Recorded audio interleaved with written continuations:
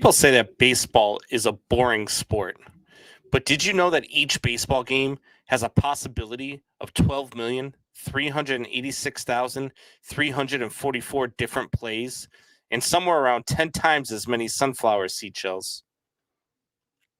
Man Hour Nation, rise up.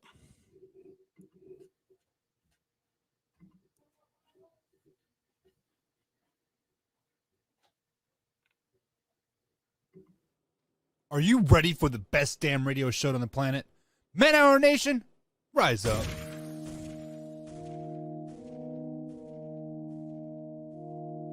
You know on the beat every time, no. I would like to personally welcome you to Man Hour After Dark. Say that while I bring you the host, Mike, Buck, and Cone. You know who's coming to the stage. Sports talk than what you about to hear right here. I second that. Go. You know that it's us when we talking about sports. Giving you facts on the field to the core. Tune in, we need the support. 1 hour too short, then listen some more. On all your stations, not dropping no music. Starts like Adidas, but Nike just do it. Down 4 in the 4th, we go for the win. Michael 2 seconds, we taking it in. Buck, Mike, and Combs, you know what's going on. Man, now we're After Dark, no LA, we the big spark. No 4th and inches, won't cut short. Got the best talking, it's all sports. Buzzing more than buzzer beaters. We coming live, all 3 speakers go.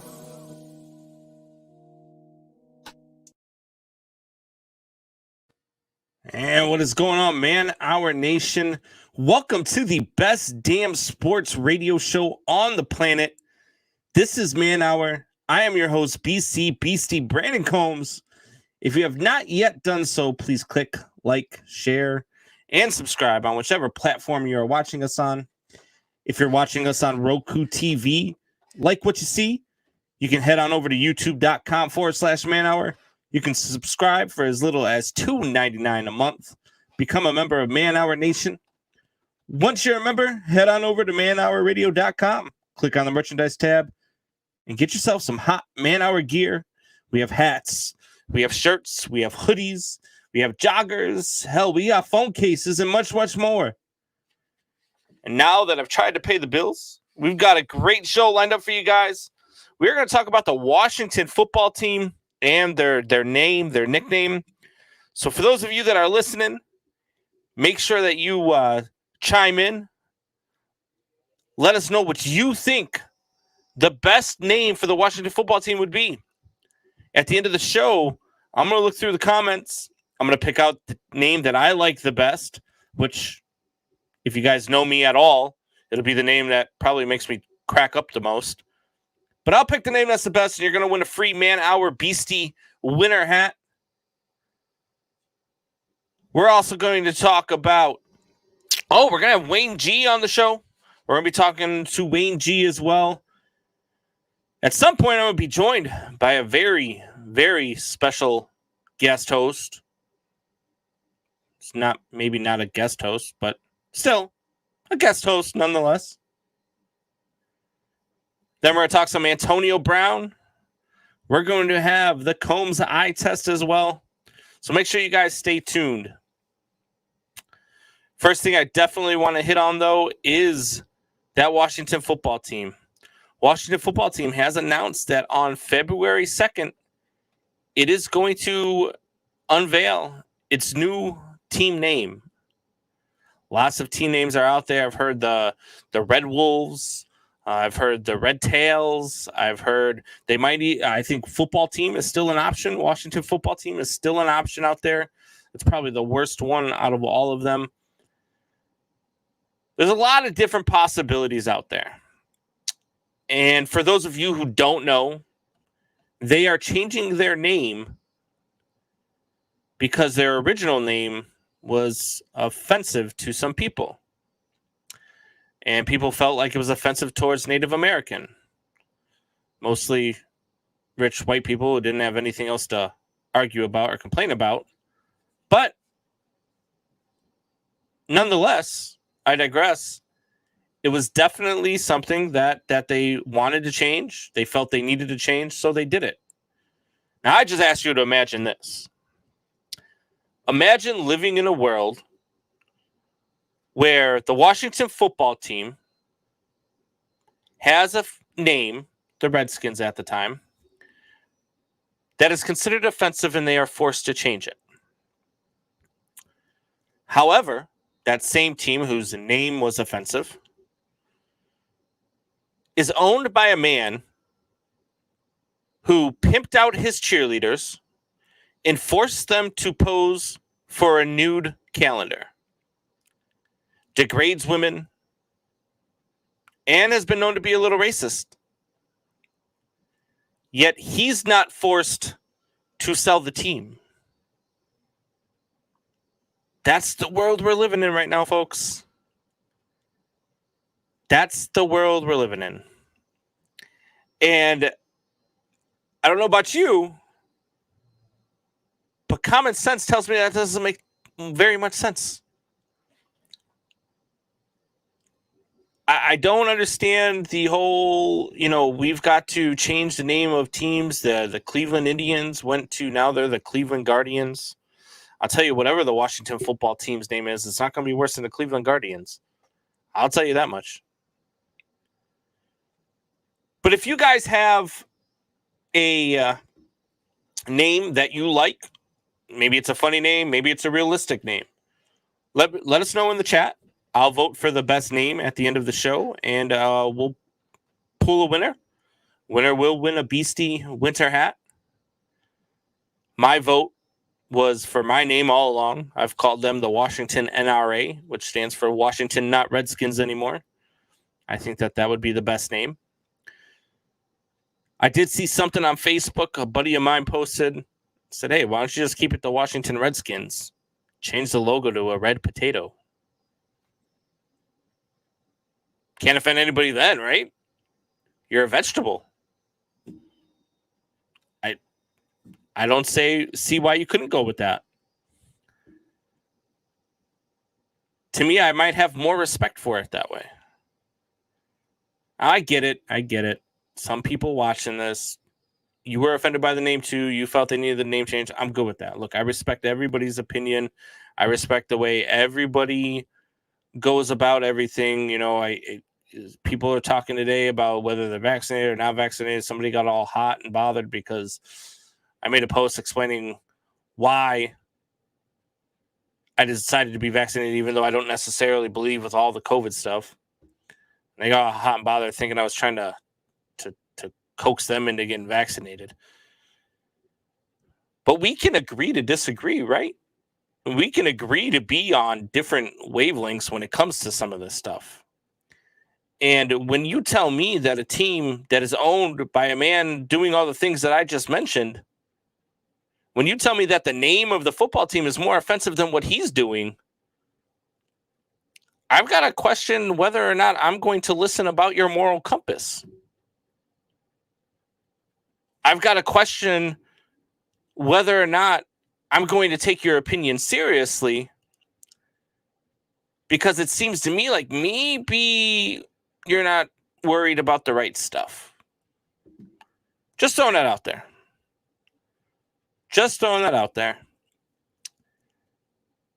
Will a name change, though, actually change the culture of the Washington football team?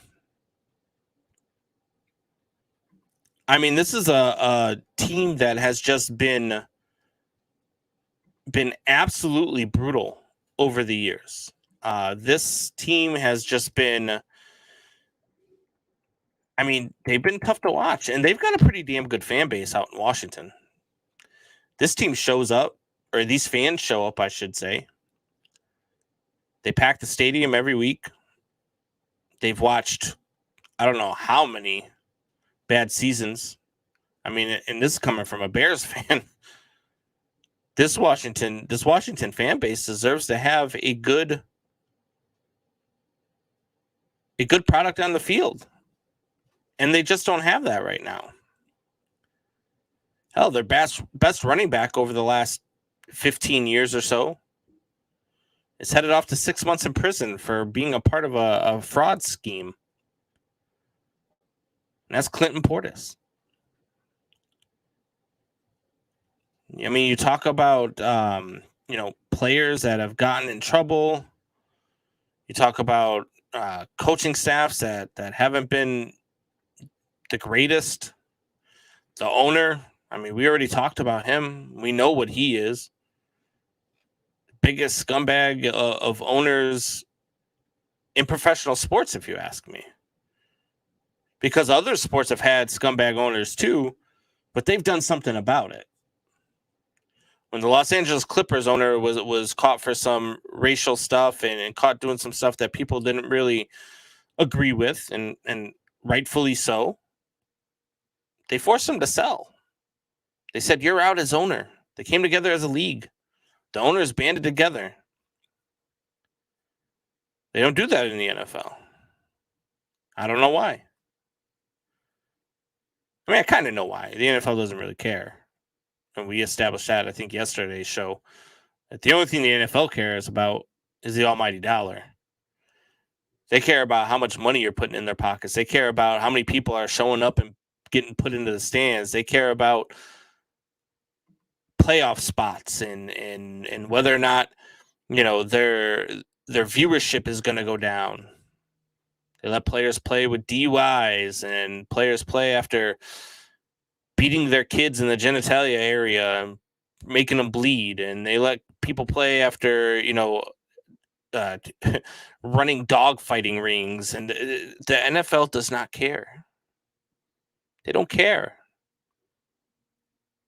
And that's why when people talk about how Colin Kaepernick getting blackballed in the NFL because of his political stance, you're out of your mind.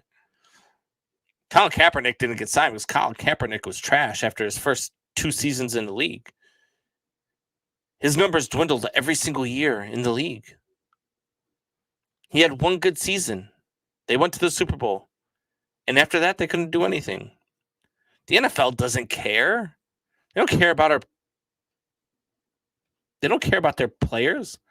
They don't care about your agendas. They care about money. And that's all that they care about. So that's why they continue to do the things they do. So no, I don't think a name change will change the culture. I don't think a name change matters. I think a name change is coming to bring new ideologies about the team and about what they are, and to kind of hide behind it. Right? Just like they did. The Washington Redskins scandal with Dan Snyder this season resulted in a coach that never coached for them and was coaching another team at the time to lose his job, and everything went away after that. Did you not notice that? Everything went away. Everything went away after Chucky lost his job. They're like, all right, he got fired. That's all that matters. Not the fact that Dan Snyder was doing all of this stuff. Not the fact that the organization did this to their cheerleaders. Haven't heard a peep about it since. Haven't heard a peep about it since. They found their fall guy. They diverted the attention, and everything kind of slid behind it. It's crazy. It's crazy to me. Alpha Rob, I see you in the chat. What's going on, Alpha Rob? Thanks for chiming in, buddy. Appreciate you all the time. Michelle, I see you in the chat. Appreciate you. Love you. Buck, I see you. Drew, I see you guys. I see you guys lighting it up. I'm definitely going to get to some of your comments here in a few minutes. Talking about the Washington football team and their name change. And how the name change really is just a diversion for everything that they did. And they just keep hiding behind it. I don't get how they keep getting away with it. I don't understand. The NFL all the time, and we let it go as fans because we love the game. We love watching football. We don't want all the drama. We don't want to worry about but this is the reality of the situation. But we were so worried about the name change. We were so worried about the logo that we let all of this stuff go. We let all of this stuff slide. And I don't get it. I don't get it. It doesn't make much sense to me. The things that we worry about. Let's get to some of these comments here. See, Alpha Rob says, or Buck says, Alex Smith led them to that Super Bowl. He got benched for Blaine Gabbert. End of story. Alex Smith did lead them to that Super Bowl. And then Kaepernick took over. And Kaepernick, he was all right.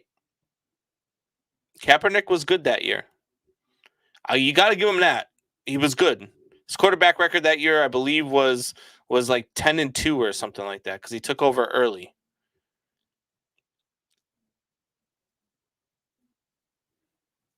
Kaepernick was good that year. He was terrible after that, but he was good that year. Michelle says, love you more. Buck says, whoa, don't take my man. Guys, easy. You ain't got to fight over me. I mean, you can, but you ain't got to. The NFL got everyone to look the other way. Look what Gruden said. Don't look over here at us. 110% agree with you, Alpha Rob. 110% agree with you. And everything went away after that. It was the biggest smokescreen ever. And everything just went away. Almost makes you feel like, something's going on in other places in real life, right? Like the government. Maybe a election that wasn't exactly done fairly or honestly. And then all of a sudden we got this disease that we have to Never mind. I digress, as we just got demonetized. Michelle says he's worth the fight, Buck. I don't agree. I'm not worth that fight. You might think I am. I'm not worth that fight. But keep going. I'll take it. Join us every Monday through Friday at 3 p.m. on Big X Sports Radio on our YouTube page as well.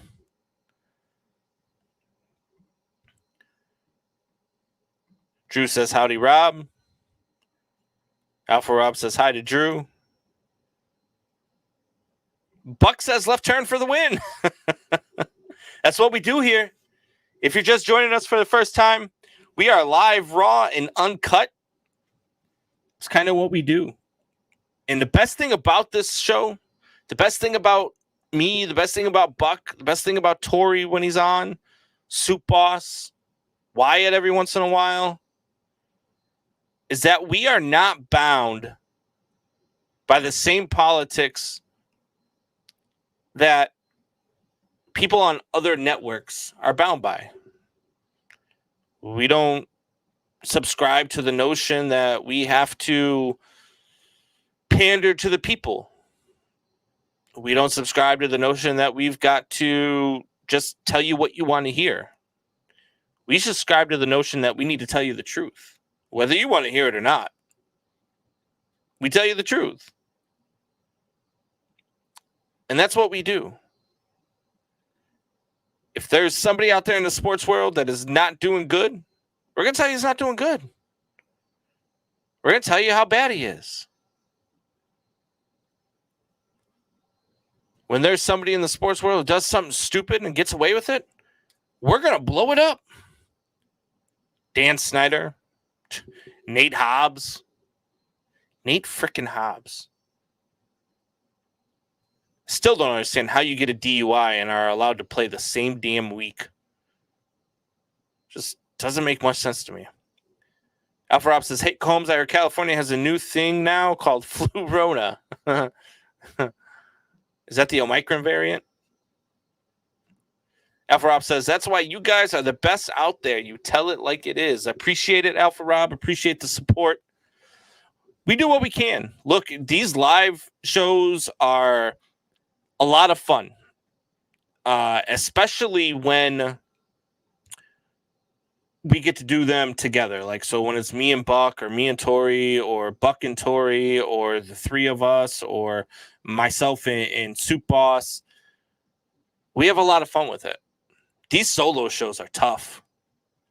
They're hard to do, but I enjoy it, and I appreciate all the comments that come through that give me something to talk about other than what I have already planned.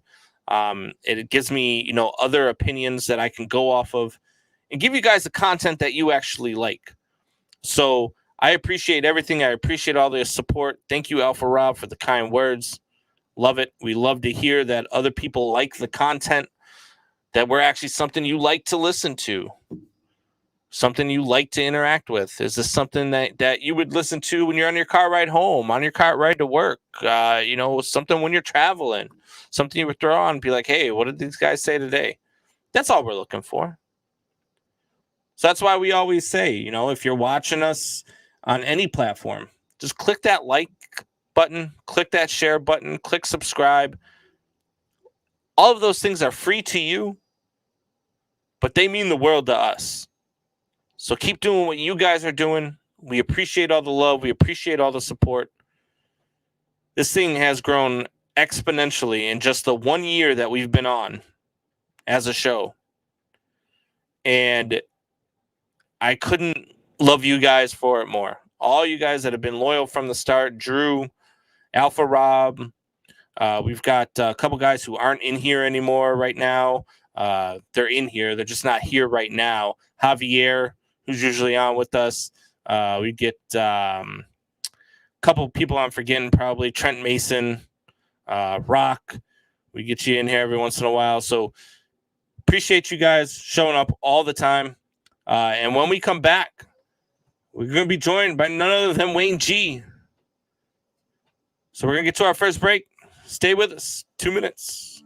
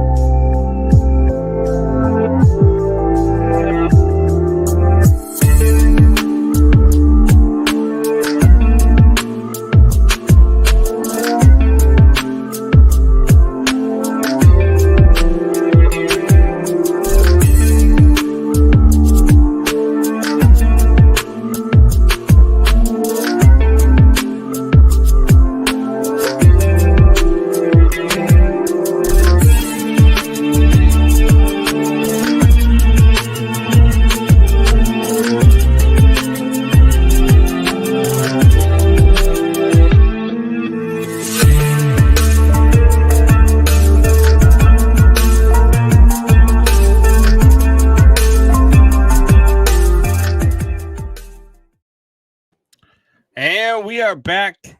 Welcome back to the best damn sports radio show on the planet. This is Man Hour. I'm your host, BC Brandon Combs. Drew says phallic symbols on memorabilia shelf. Nice, Beastie. Which symbols are you talking about? There's so many logos back there. It's ridiculous. I'm not sure which one you're talking about, Drew, but hit me up. Let me know. let's get to it. It's time to welcome that guy that I've known for a long time. He is that guy because every time you talk about him, they're like, oh, that guy. He is Wayne G. Wayne, what's going on, buddy? What's up? I'm excited to be that guy and be on the show. And I think we've known each other long enough, and you've known enough people who've known me and have talked privately to you about me. And the reality is, nobody gets happier than when I'm wrong about something. It's like they have like a national holiday. Wait, look, when you're wrong about something, I enjoy it. And I'll give you credit where credit is due. You were right about one thing this year, and that is how good your New England Patriots have been. Yeah, and it wasn't like a guess or a homer thing. It was like I looked at who was coming back from COVID. I looked at who they signed, and it just made sense. No, you supported your theory. A lot of people thought that it was still just you trying to, get your homer pick in there, but you supported your theory. You were right on. You called it from the start. I didn't see it happening. They didn't win the division. Well, they haven't yet won the division. I don't think they're going to win the division because I think the Bills are going to steamroll the Jets this weekend. But it was still a great pick, and so kudos for that. Did you happen to hear any part of the first 20 minutes of the show before you hopped in? No, just actually coming on. I was actually going to give you some advice because I noticed you got the pop screen there, but you have some really hard plosives when you're talking, and I think maybe you need like a nice, dynamic microphone like the Shure SM7B. Ooh, maybe my screen isn't really working too well. Maybe I didn't have it up high enough. But yeah, I'm always up for new microphones. Anytime I get a chance to spend money on equipment, as hopefully Michelle's not listening anymore, but any chance I get to spend more money on equipment, I will certainly do it. We were talking in the first 20 minutes of the show. Well, I was talking the first 20 minutes of the show about the Washington football team name change. And I had brought up the same thing that I've brought up many a times to people that, be that, well, if you didn't think that they needed to change the name, then, you're racist and you don't understand and blah, blah, blah, blah, blah. And you know me. I mean, I'm the furthest thing from a racist person. I don't have that type of stuff isn't in me to be.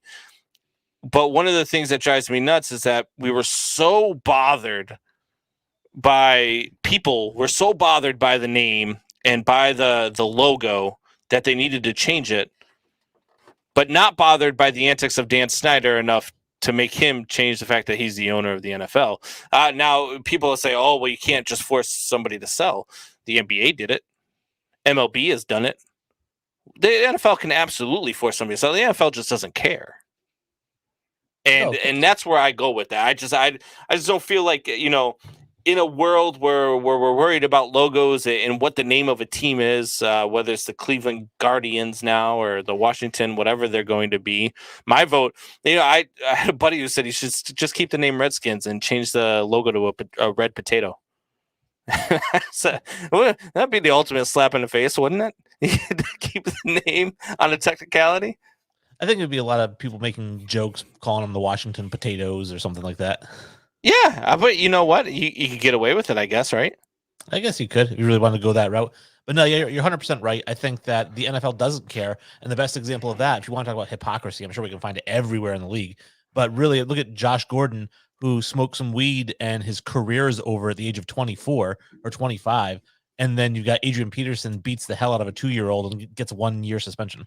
Yeah, or Nate Hobbs, who gets a DUI on Monday and is playing in a game on Sunday. Those are things that I love seeing all the time. How about guys who get to kick women and beat them and still come back the next year? Tyreek Hill, Kareem Hunt. So I mean, and the list goes on. I mean, I talked about it yesterday, but you had a Ray Lewis who had a body in his trunk at the start of his career, and they put a yellow jacket on that guy. So hey. Here we are. We draw the moral compass at the name of a football team. That's right. Yeah. So, all right, you're here for your normal segment. I know it's just me right now. At some point, I do have another host joining me. But what do we got tonight? Well, it's funny that you mentioned the Washington football team because my number one, that's debatable topic.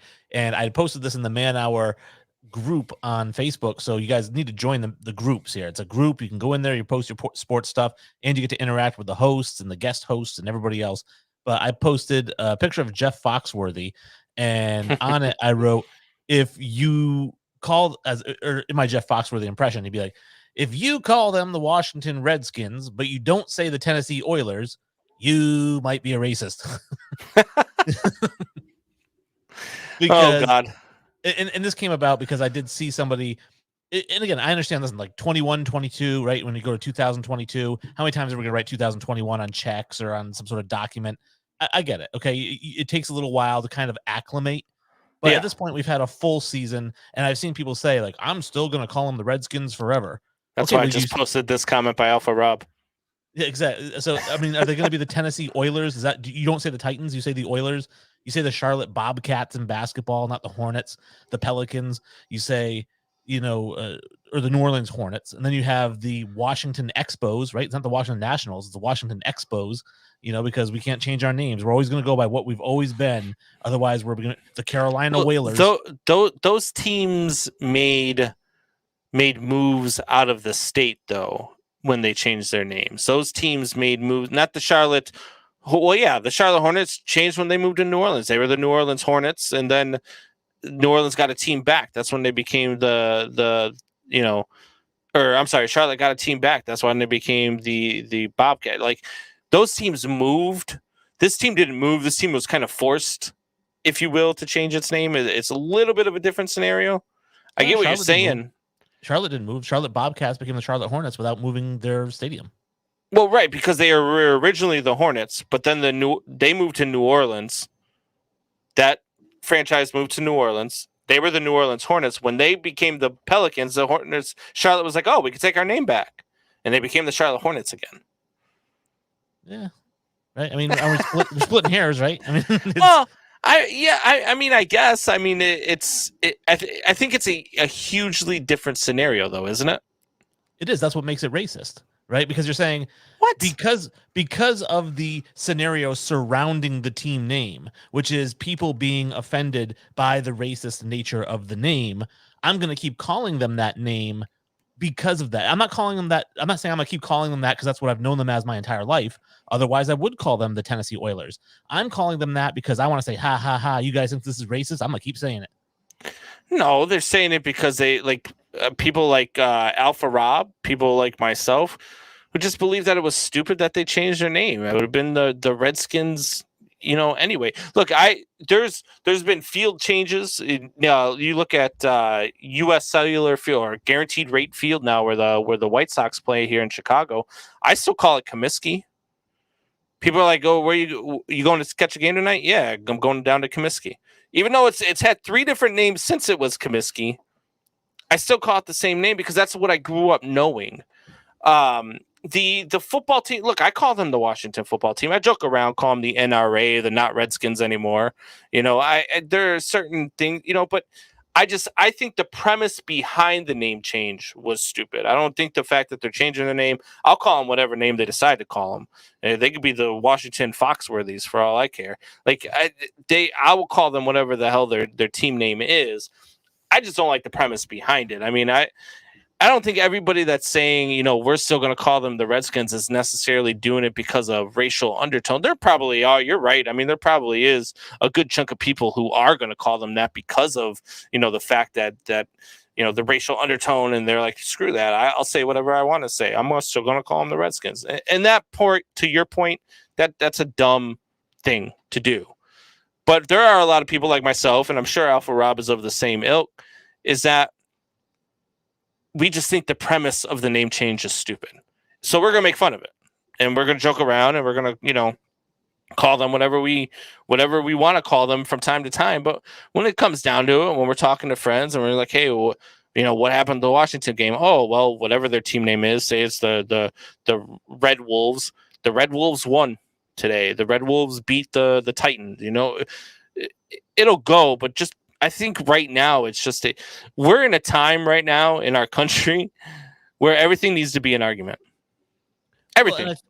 Well, especially because I think that there's a war on being PC, right? Like, yeah, And I don't understand it. Like, I don't care. Like, I say happy holidays, not to go down a whole nother road, but I say happy holidays, right? And that's what, and listen, if you say Merry Christmas, I'm not offended that you said that. I'm like, okay, cool. Right. You too. But I say happy. That's what I say. I say happy holidays. And there are those people that when I say happy holidays, they go, it's Merry Christmas. And they're like, yes, right? And those are the Redskins fans I'm talking about, the racist Redskins fans. They're like, it's always going to be the Redskins. And you know what I feel? All of those people, you know where you can find them on Sundays? At church in a pew. those are the same people that you can find, because those, and it's just so ironic that a lot of these arguments that you have, a lot of these things that you go through, most of this stuff, most of the people arguing, most of the people complaining are some of the biggest hypocrites in the world.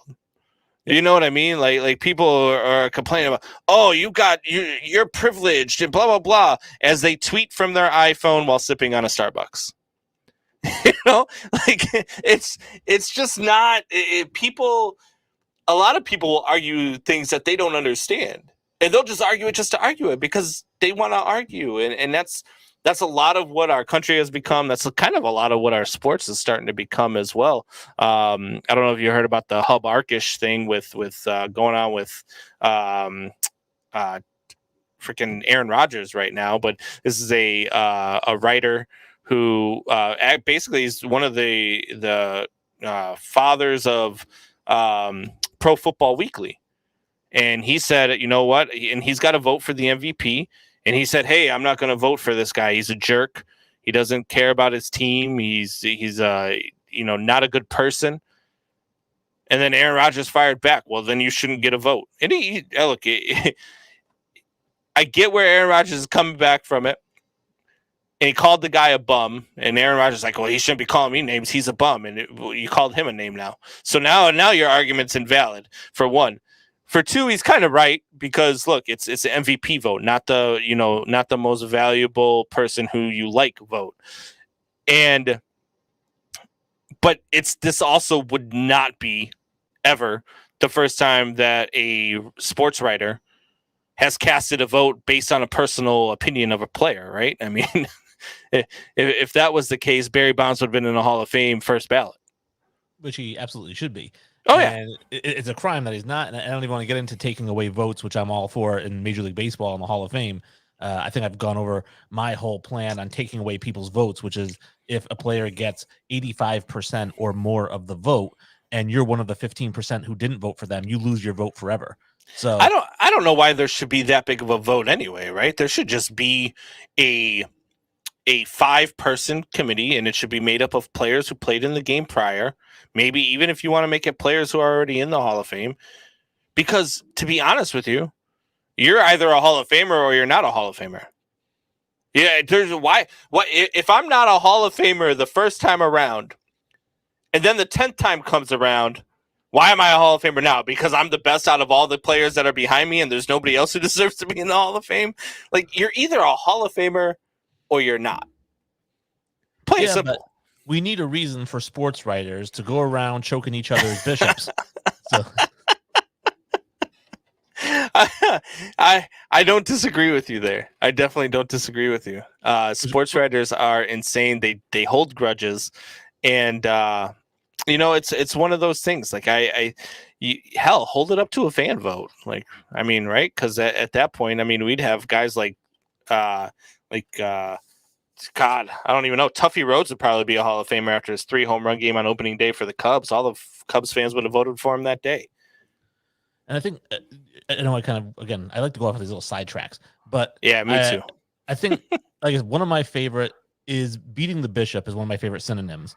However, you know what my favorite one for that particular act is? Interrogating the prisoner. Yeah. That's one of my favorite. I actually, you know what I call it? I'll tell everybody a little TMI for the crowd here. What I call it is taking my talents to South Beach. Oh, Jesus Christ. I'm not even going to go there. Buck says all rookie quarterbacks should sit their first year. That is a horrible take. It was a horrible take when you said it live. It's a horrible take now. You're an idiot. Anyway. All right. Hey, you want to jump into number 2? This is one I think that you and I have discussed at a different sport, but we're going to bring it into football. And All right. that is with Cooper Kupp set to potentially become the all-time or the single season record holder for receptions and receiving yards. I've seen people talking about asterisks next to the thing, and I've said, and I know that you and I have had this conversation, asterisks don't belong in sports. They don't. I said the one maybe exception you have is the 1919 Cincinnati Reds, because the the White Sox intentionally threw that World Series. But other than that, I don't care if it's 14 games, 16 games, 17 games, eventually 18, possibly 26 down the road.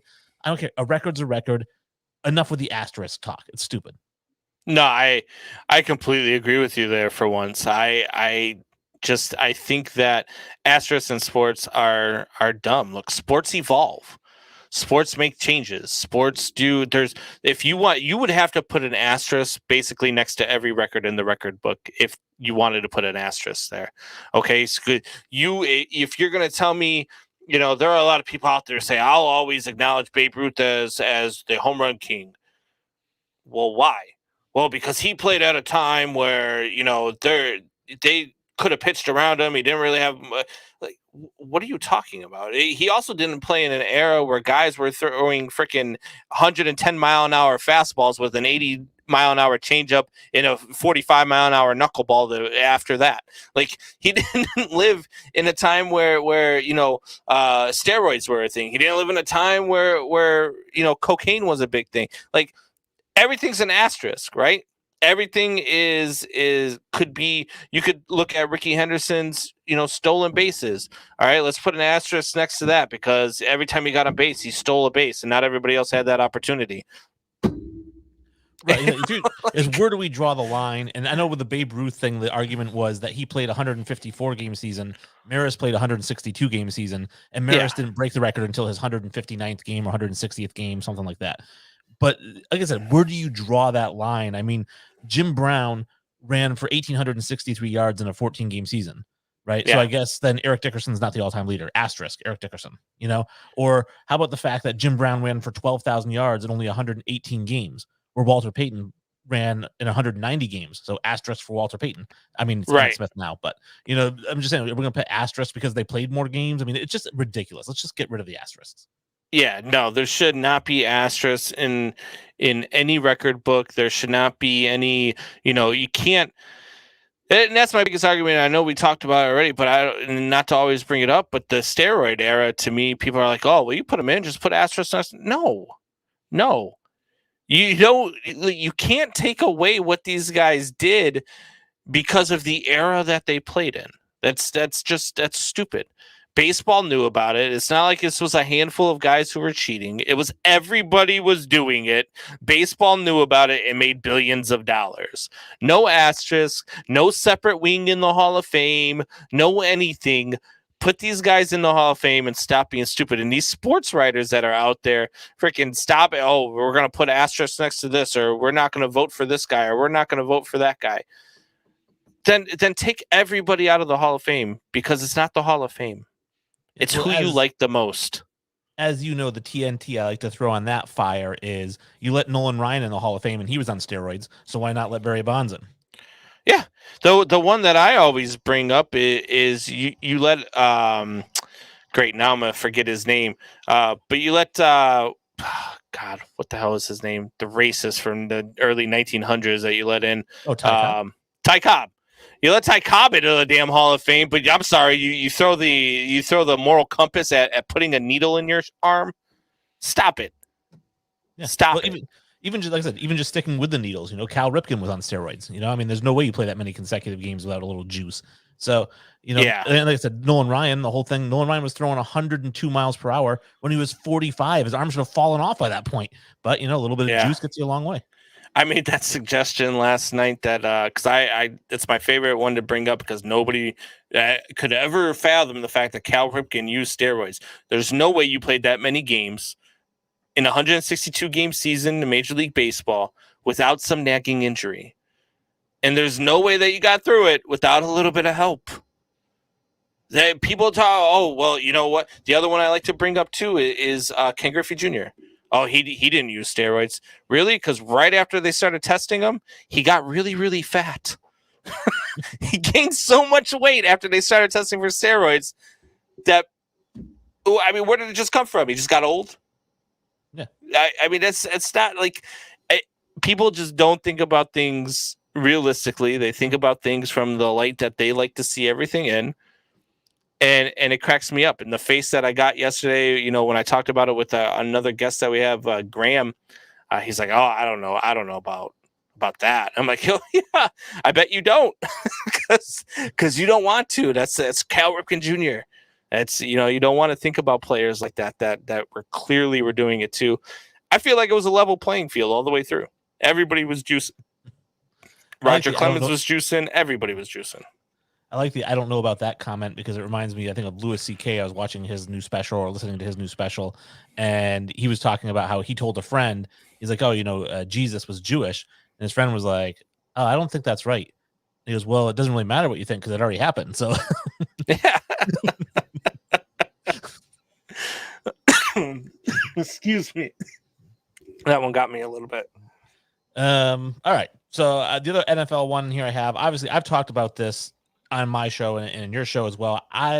Every year stories come out around the draft, right? About these teams asking guys, you know, do you like to touch other men and things like that, you know, and like, you know, is your mother a crack dealer, or, you know, I mean, things, and it comes out every year. There's some new story about it, right? And the NFL has come out and said that they are now cracking down. If they hear that a team is asking any prospect questions of that nature, those teams are going to lose anywhere from a first to a fourth round pick. Right. Look, the NFL, again, and I can't stress this enough, they prove it time and time again. They do a great job of smoke screening because, look, as fans, we don't want to see any of it. We don't care. We just want to watch football, right? Our teams are playing on Sunday. We just want to watch football. So we let a lot of the stuff go. But the NFL doesn't care. They throw. I've seen. We watched a replay of a guy a couple weeks ago. I saw it on a TikTok actually, where they slowed it down, and the guy had a blinking red light underneath his socks. He was wearing a damn ankle bracelet, playing in an NFL game. You couldn't find anybody else to run the ball. You're playing in an NFL game wearing an ankle bracelet. The NFL doesn't care. What the NFL did was put out a rule out there where if anybody decides to come out with the fact that they were asked this question, now they can say, "Well, we told you so, and this is going to be your punishment." And I guarantee that it will come out. Somebody will say that it happened, and that team will probably lose a fourth round pick. They're not going to take away anybody's first round pick. They're not going to take away anybody's second round pick. They're not going to make that statement because the NFL does not care. They don't care about its players. They don't care about its fans. I don't even think they care about their owners. They care about their money, how much money they can make. That's all the NFL cares about. Nothing more, nothing less. Well, no, and I think it's bad for business to ask questions like that and have it come out as a big story around the draft, which is one of the biggest extravaganzas that they have every year. I think that, you know, you really got to cut down on that. I would love to see a team lose a first round pick. I would love to see, you know, the Green Bay Packers ask a prospect about whether or not he thought about pimping out his mom or something. And if it's the Packers, I would love it too. I mean, it's the Packers. I'll just pick the team randomly, but like and lose a first round pick. I would love to see that happen. Yeah, no, you know what? I would love to see it too, because that would actually mean that the NFL was doing something about something that shouldn't be happening. But we both know that's not going to happen. Right? I mean, they're going to lose maybe a fourth round pick, or they'll be like, "Oh, well, you know what? We can't corroborate the stories. The person said that it happened. The owner said that it didn't happen. So what we're going to do is we're going to find the team." But there's not going to be any draft picks taken. They're going to find some way around it. Well, you know what that will lead to, though, is then that will lead to the interview process being videotaped, and those videotapes are going to have to be saved for NFL review, so that if an accusation does come out, they can go to the tape, and if the tape has been destroyed or lost, then it will be just guilty by not having the Shouldn't evidence. That already happen? Oh, I mean, this is the NFL. This is a $1 billion organization. I work for a nationwide construction company. And you know what we do if we have to talk to one of our employees, or if we have to write somebody up, or if we have to have a discussion with one of them? We make sure somebody else is in the room. Right. We make sure somebody else is there to be a witness to what was said, what happened, what went down. And we don't make billions. We're not a $1 billion corporation. Like, we're smart enough to cover our own ass. The NFL isn't. Well, I think when you're talking about having a witness, I mean, if your general manager is the one asking the questions and your witness is the head of scouting, it's still kind of a conflict of interest. Whereas I'm saying have actual videotape, and those videotapes have to be saved. Yeah, no, I'm 100% on board on that. I don't think the NFL.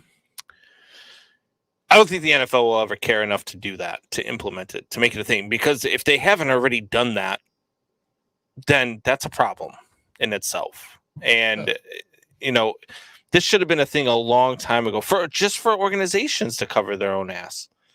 Like, it should have been something that happened a long time ago, and the fact that it doesn't already happen is kind of surprising to me. Surprising, but doesn't mean that it's not going to. I mean, obviously, I always use the examples of things like nobody in the NFL has ever thrown a forward pass until the first person threw a forward pass. So Right. it's, eventually it can happen. Yeah, no, I 100% agree with you. I think that that's just another thing that shows that the NFL just doesn't really care. You know what I mean? Because it's not like this would be the first time anybody would ever come out and say this, right? It's not like the first time that there's ever been a team, like, let's take the Washington, not Redskins anymore, for example, right? Dan Snyder's throwing in some of those questions when he's interviewing players. Maybe if they had a closer eye on what their owners were doing and what their teams were doing, we wouldn't have half the stuff that Daniel Snyder getting away with. Well, you need the right group to get upset about it. So that is what will inflict change. Now, in this case, we have the Native American group that attacked the Redskins, and that's why the name's being changed. But it's been going on for a long time. They finally got the power of like 2.5 million people behind it. But Was it a Native American group, or was it a bunch of rich white Karens drinking Starbucks sitting on Twitter? That's where I'm going with it. So first of all, it is a Native American group that represents over 2 million Native Americans. But okay, they have the backing of white liberals. Right. And so that's where you get that big group. Just like I tell people when you go to the movies, right? If you want to have a $500 million, $600 million movie and you make it for women, you need to get the men interested. You can't have a hit without men. You can have a hit without appealing to women. Look at Die Hard, look at Terminator. Yeah. But men are the one that pay for the movies. So if you really want to make a women's movie do well, you have to make it appeal to the men somehow. So the same thing here with the NFL. If you really want to make people upset, you have to get the people upset who aren't part of the target. So like if you're asking people, are you a homosexual? It can't just be the LGBTQ community getting upset. It has to be all the people who support that community getting upset too. Yeah, and I get that. I think that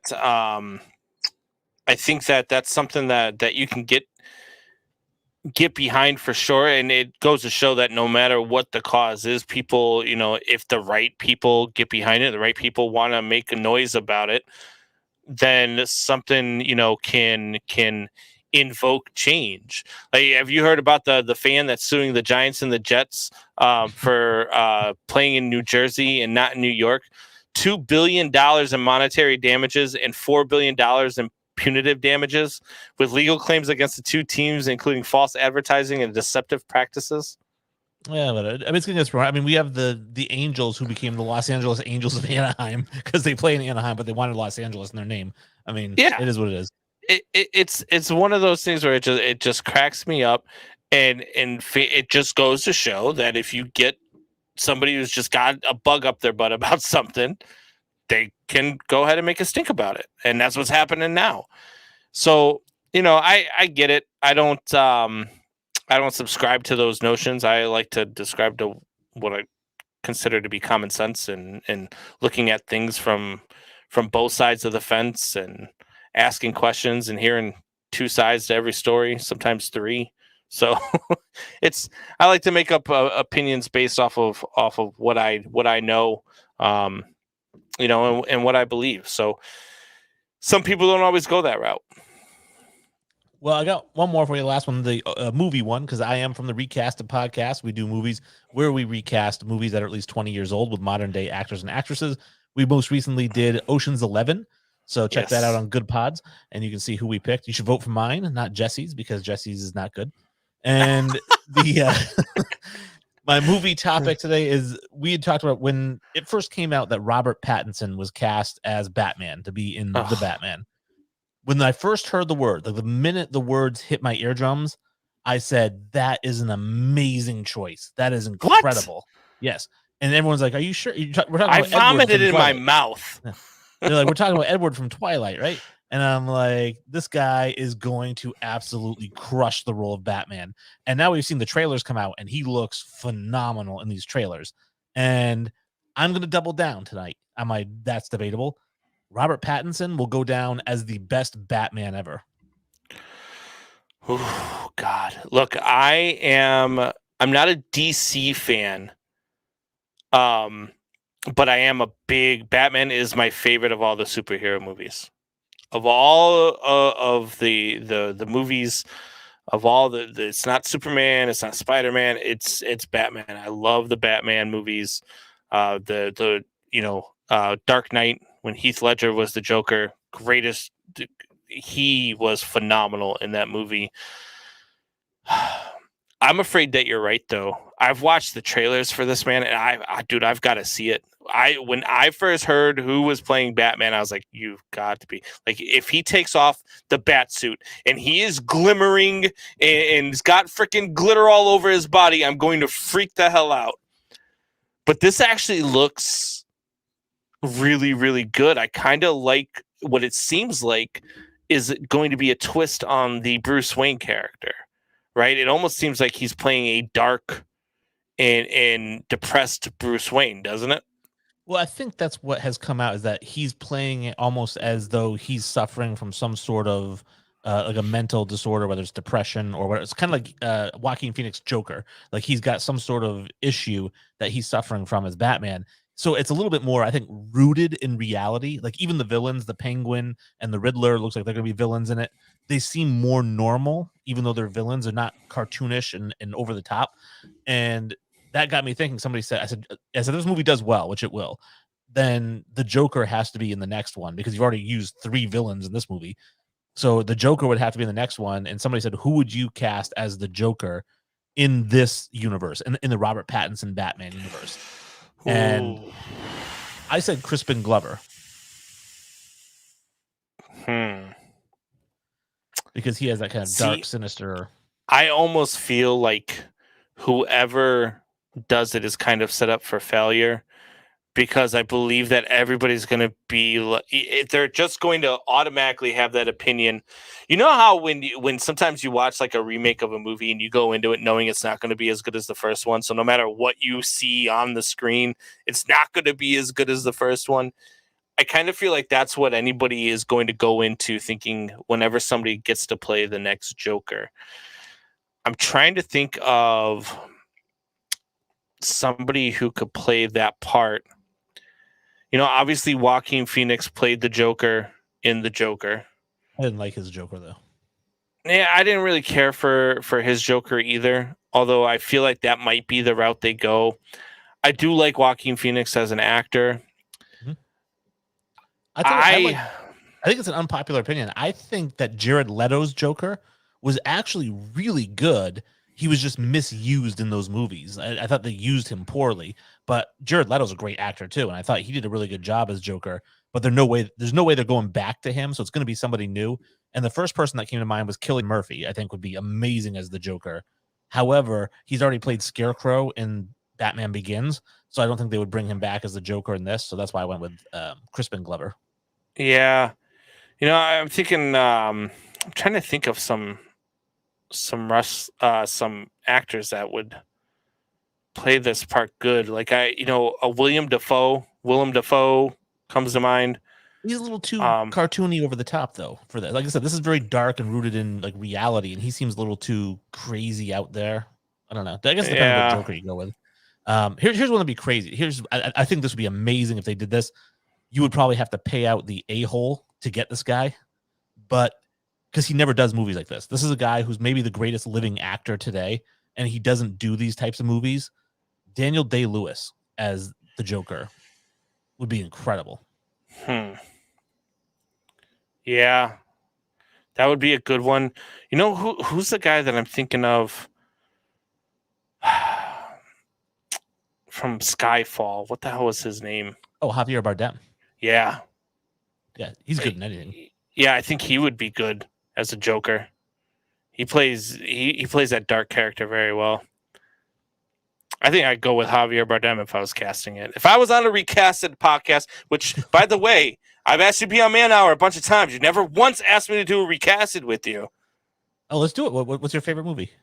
Oh, you know my favorite movie, The Sandlot. Oh, yeah, but we don't do kid actors. Oh. Let me think about that. I'll get back to you. We'll see if we can get one up. And we'll definitely do something. Why don't you tell everybody where they can find you? On Good Pods is ideal because Good Pods, you can actually go through and give 5 stars to every single episode rather than just for the show in general, which is really cool. You can interact with the hosts on Good Pods. So I'm a big Good Pods guy.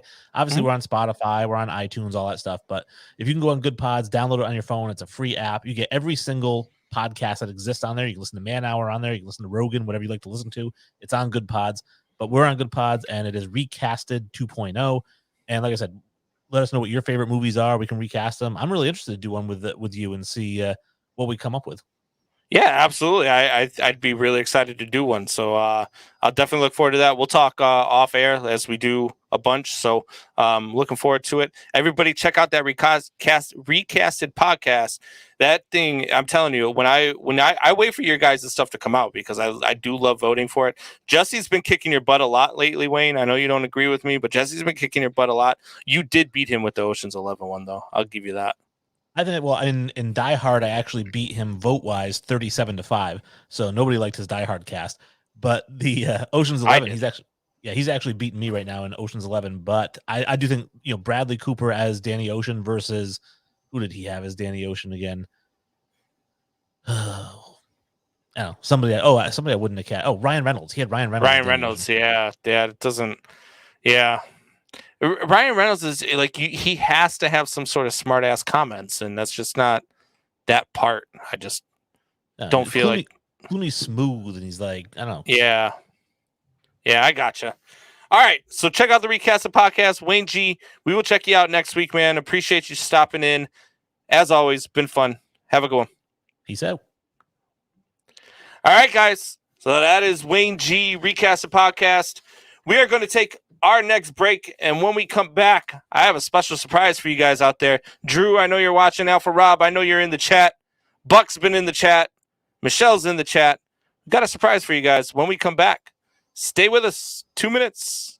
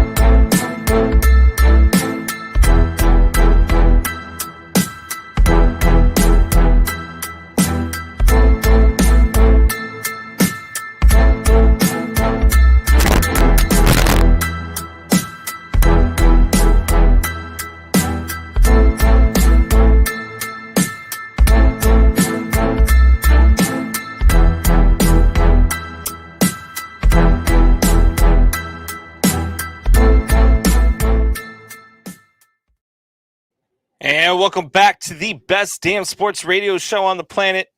If you're watching us on Roku TV, or if you've missed any part of the show, head over to youtube.com/man hour. Holy crap, what just happened there? youtube.com/man hour. You can check us out. You can watch us live Sunday through Thursday, 8 p.m. Eastern to 10 p.m. Eastern. We've already talked about the Washington football team. We talked about their name change. We talked about how stupid it is to be forced to change your name, but not be forced to change your owner who likes to pimp out his cheerleaders. We've talked to Wayne G. We talked a bunch of other stuff. But right now, got a surprise for you guys. Joining the show is none other than the college boy himself, the Wyatt Williams. What is going on, brother? Nothing much, man. Just chilling. Got done with some stuff earlier for a group project. Got class tomorrow morning. So after this, it's bedtime. But yeah, just hanging out, man. It's 75 degrees down here. I love it. Don't rub it in. It is -10 with the wind chill here today. Yeah, my mom and dad have been sending me videos and stuff and pictures of Indiana, and there's like snow on the roads and stuff, and I'm just like, yeah. I've got green palm. I got a green palm tree literally out this window right here, like 5 feet from me. It's awesome, dude. Have you shaved your head yet? Huh? Have you shaved your head yet? No. Oh, the locks are still flowing. Yeah, I mean, I've got like a haircut since I've been down here and stuff, but like, no. Yeah. We got to keep the hair looking good. I got to get one soon. It's getting kind of long, especially on the sides, man. Once it starts hanging over the ear, and I got to tuck it like in front or behind like that. Yeah. I don't like that. So that's when I know it's time to get the cut. Are you directing adult films now? I see that mustache growing. Not directing adult films yet? No, not yet. At least I have like a month. No. I have like a month or so where I'm not going to be like doing anything on camera. So I was like, hey, might as well grow it out. This is the one opportunity I'll get. And then once it's time to go back on and stuff and start adding to the highlight reel for college, I'll shave it, of course. But no, I just kind of, I don't know. I just let it do its thing, man. So how's school going? School going good? It's good.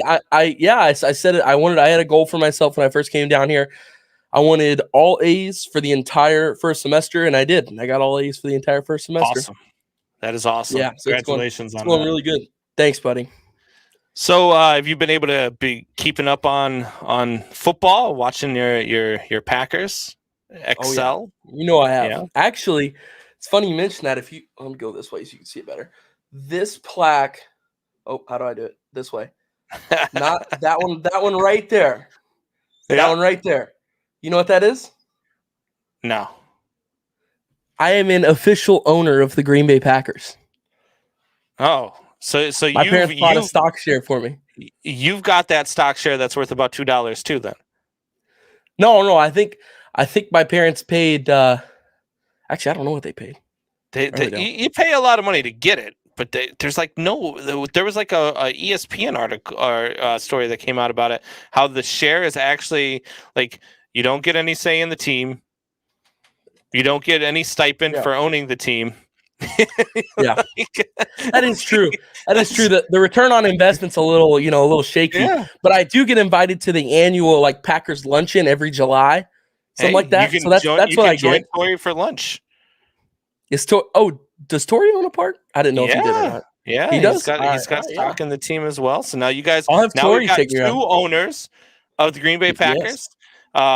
Which is good because that's I'm going to talk about that in a little while here with the whole Hub Arkish versus Aaron Rodgers thing going on right now. But one thing I want to get into, have you heard about all the Antonio Brown stuff? I mean, you're right out there in Florida. That was crazy. That was crazy. That is crazy. It's on every single news outlet down here. Well, the thing that's crazy to me is that you don't know who to believe at this point, right? I mean, both sides are coming out. Antonio Brown released a statement late last night. It came out. It was very well written, which leads me to believe that he didn't actually write it and that maybe it's fake. But it was very well written.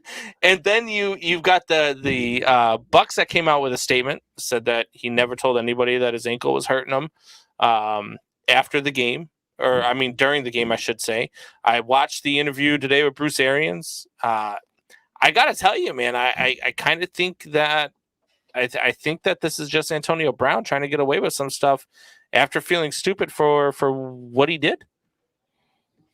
Yeah, did you see where they said that if you look at their plays or whatever, that same route that they threw that ended in a touchdown for the Buccaneers to win, that was Antonio Brown's route. So if he would have stayed, he would have caught the game-winning touchdown. I mean, of course, anything could have happened as that game went along, but he was the one who was supposed to be originally running that route that caught the touchdown pass to seal it for Tampa Bay. Yeah, isn't that crazy? I saw it the other day. I was like, that is wild. It's insane. And Antonio Brown is one of those guys who his whole career has really been a troubled guy. I mean, people say it's after the perfect hit, which we've talked about as well.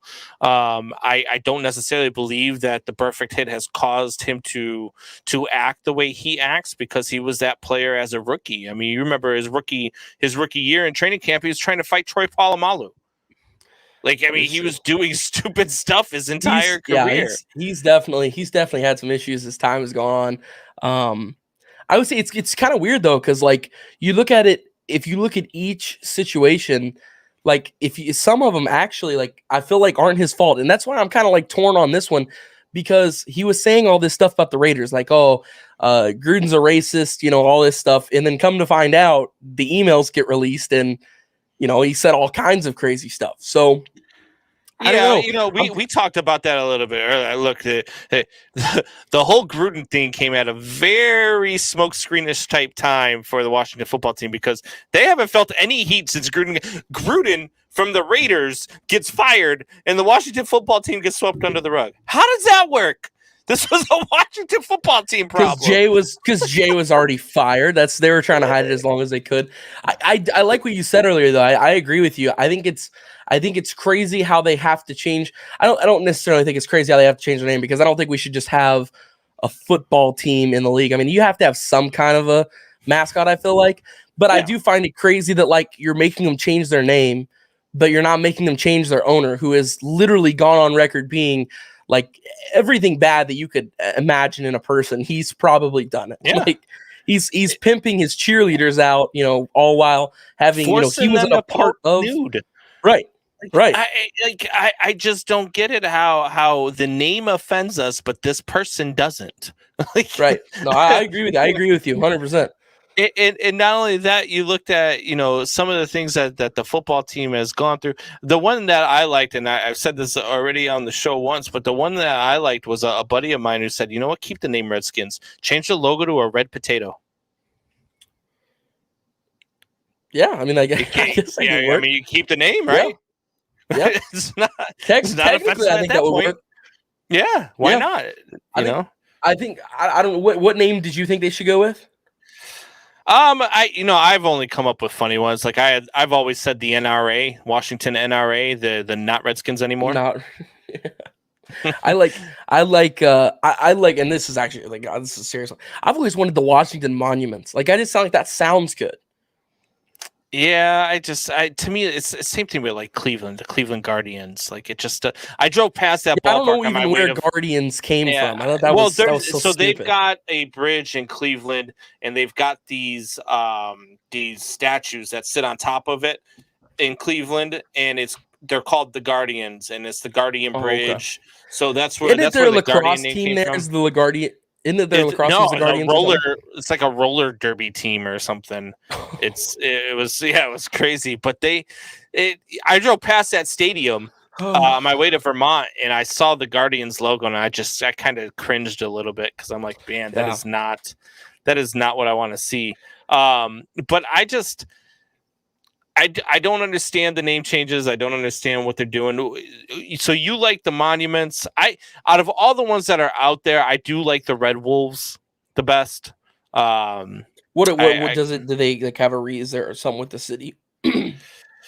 Yeah, it's something like that. I think I have no clue, to be honest with you, what the sentimental meaning behind it is. But I mean, how about you go with you got in trouble for the Redskins. Keep the logo and call yourselves the Tontos. Go after a person that meant something You know, like Chief Tonto or whatever, like the Blackhawks do. Keep your logo.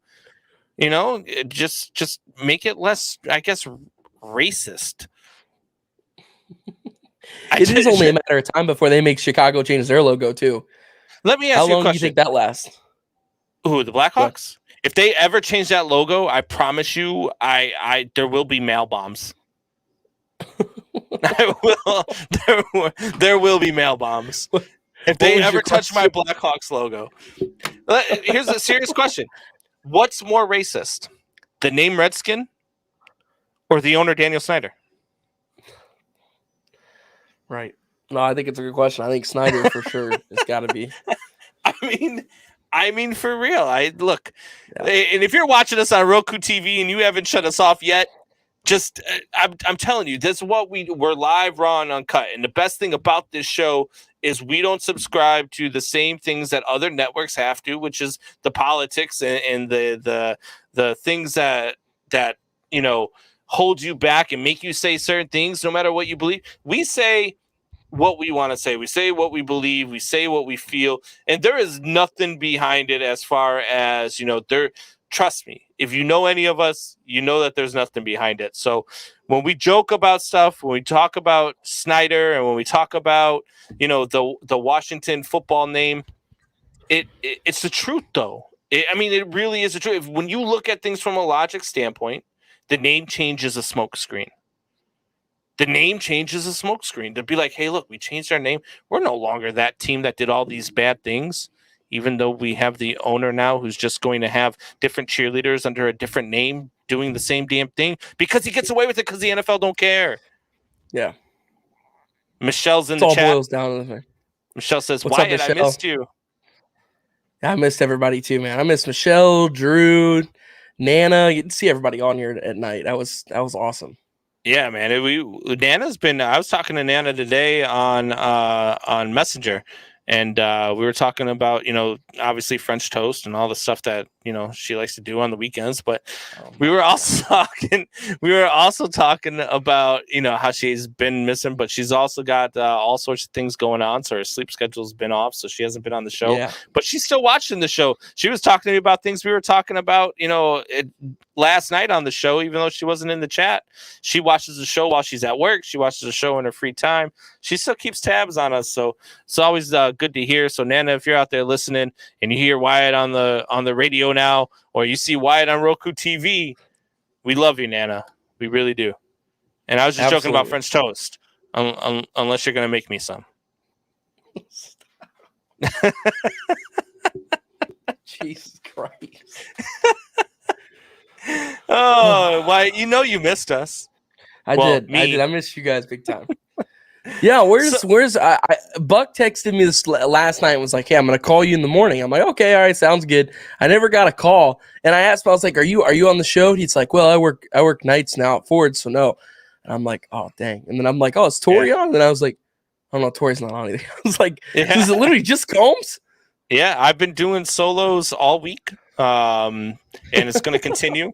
I think Soup Boss is going to be joining me on Sundays. We've got a guest on Mondays, a guest on Tuesdays, a guest on Wednesdays. We do have some, and after the show, I'll talk to you about it. We've got some really cool interviews lined up. I've been talking with a former Major League Baseball player.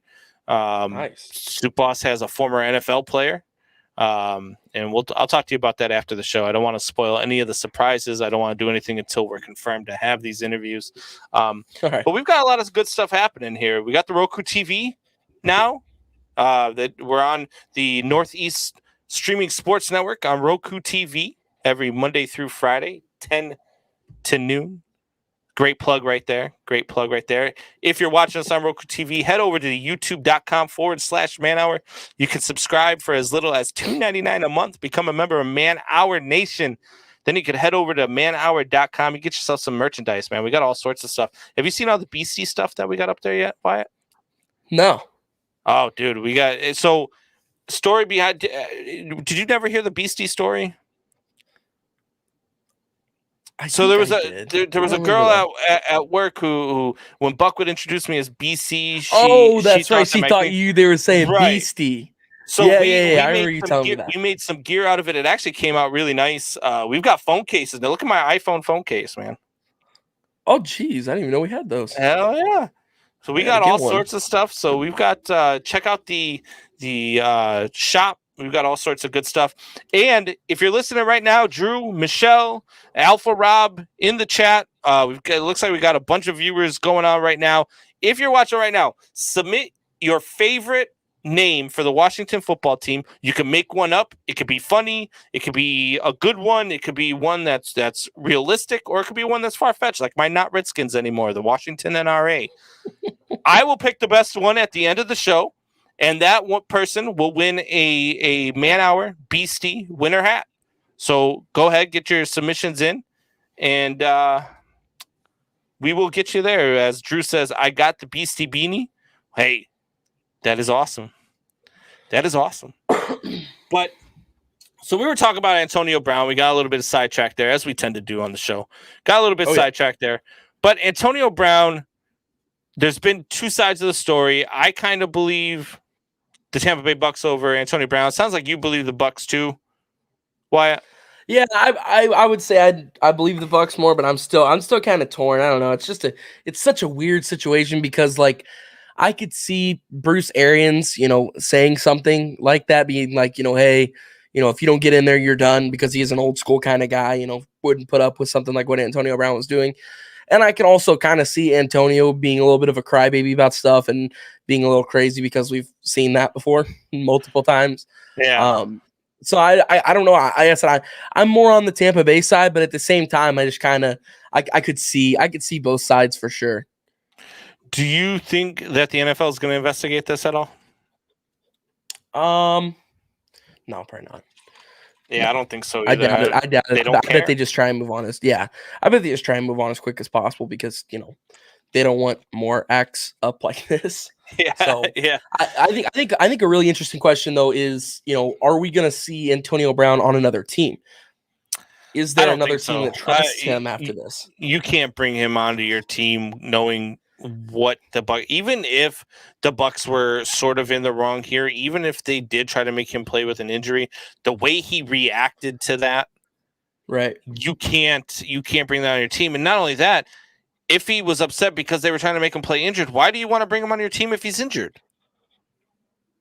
That's true. Yeah, I don't think that anybody will bring him on this year, but I'm not gonna lie. I think he played good enough this year that he could get brought onto a team next year. I don't know. The Washington football team will pick him up. Maybe. I don't know. It's so weird because like it seemed like everything was going so good between them, and then just like over the last like 3 weeks, crap just hit the fan. Like it just exploded and went sideways. It's so weird because it just seemed like he was so happy there. He had figured out what he wanted now. He was, he was under the, the what is it? The Tom Brady way. He was a part of that and all that stuff. So like, I don't know. It's just weird. Like it seemed like he was so devoted and in on it, and that this was a big thing for them. But then over the last couple of weeks with him trying to come back from this injury, I think it had to do with that. And I think also part of it could have been that like Bruce Arians was kind of tired of dealing with this issue. So that's another reason why I kind of feel like Bruce might have snapped and said something. But yeah, it's just weird because it was like everything was so fine and peachy, and then all of a sudden it's just like all hell's broke loose. It makes no sense. Is this enough of a distraction to stop Tampa from winning a Super Bowl? I don't think it's enough of a See, it's just like it's Tom Brady. Like you can't really like there's not. I don't think there is such a thing that can distract Tom Brady. Do I think that this is going to be one of his more challenging years to make it to the Super Bowl and win it? Yeah, I really do. I think that the NFC is stacked. I think his team, not because of, not that they're not good enough. I just think that they've got too many injuries. The fact that Godwin's going to be out, Mike Evans isn't 100%. You just lost Antonio Brown. There's just a lot of injuries surrounding that team. Leonard Fournette's out too, right? There's just like, there's so many injuries right now just surrounding that team to where I don't know if you could, I don't want to say that he can't because it's Tom Brady and he could, pretty much do anything. But yeah, I think it's definitely going to be one of his more challenging years, but no, I don't think it's too much of a distraction for Brady. He's definitely. I mean, you got to think about it. He's had Aaron Hernandez on his team before. While Rob Gronkowski is not a bad person, he's a huge distraction because he's a big party boy. You know, Rob is Rob. Did they win the he's- Super Bowl the year that Hernandez went to prison? I feel think like so. they did. I think I they feel did. like Yeah. they did. If they didn't do it that year, they did it the next or the year after. Like it was Yeah. within 3 years or 2 years or a year of it happening. Yeah. So I know it happened at some point. So Because what was it? Go ahead. Go ahead. I'm not sure it's going to create a big enough distraction for the team. If anything, Brady will find a way to let it propel the team as Right. opposed to distract them like he did with the comeback in the same game where they were losing to the damn Jets. But I don't think that I don't think it will. I think it's Tom Brady. Brady's Tom Brady, and that's just enough. That's enough for me. So I don't think it'll become enough distraction. Yeah, I also kind of think that, like, you know, Brady flourishes so well when he's an underdog. He is the ultimate underdog. Like, there's never been a better underdog candidate ever in any sport, like, ever. So, like, I also kind of, like, as a Packers fan, and, like, I'm sure other NFC team fans that their team's going to make the playoffs, I'm sure they would agree that, like, if anything, this worries you more because it's just, like, it seems like when Tom has high expectations is normally when they slip. You know what I mean? Or whenever they kind of falter because they've never done it 2 years in a row. So normally when they have those high hopes and stuff like that, it always kind of gets a little shaky.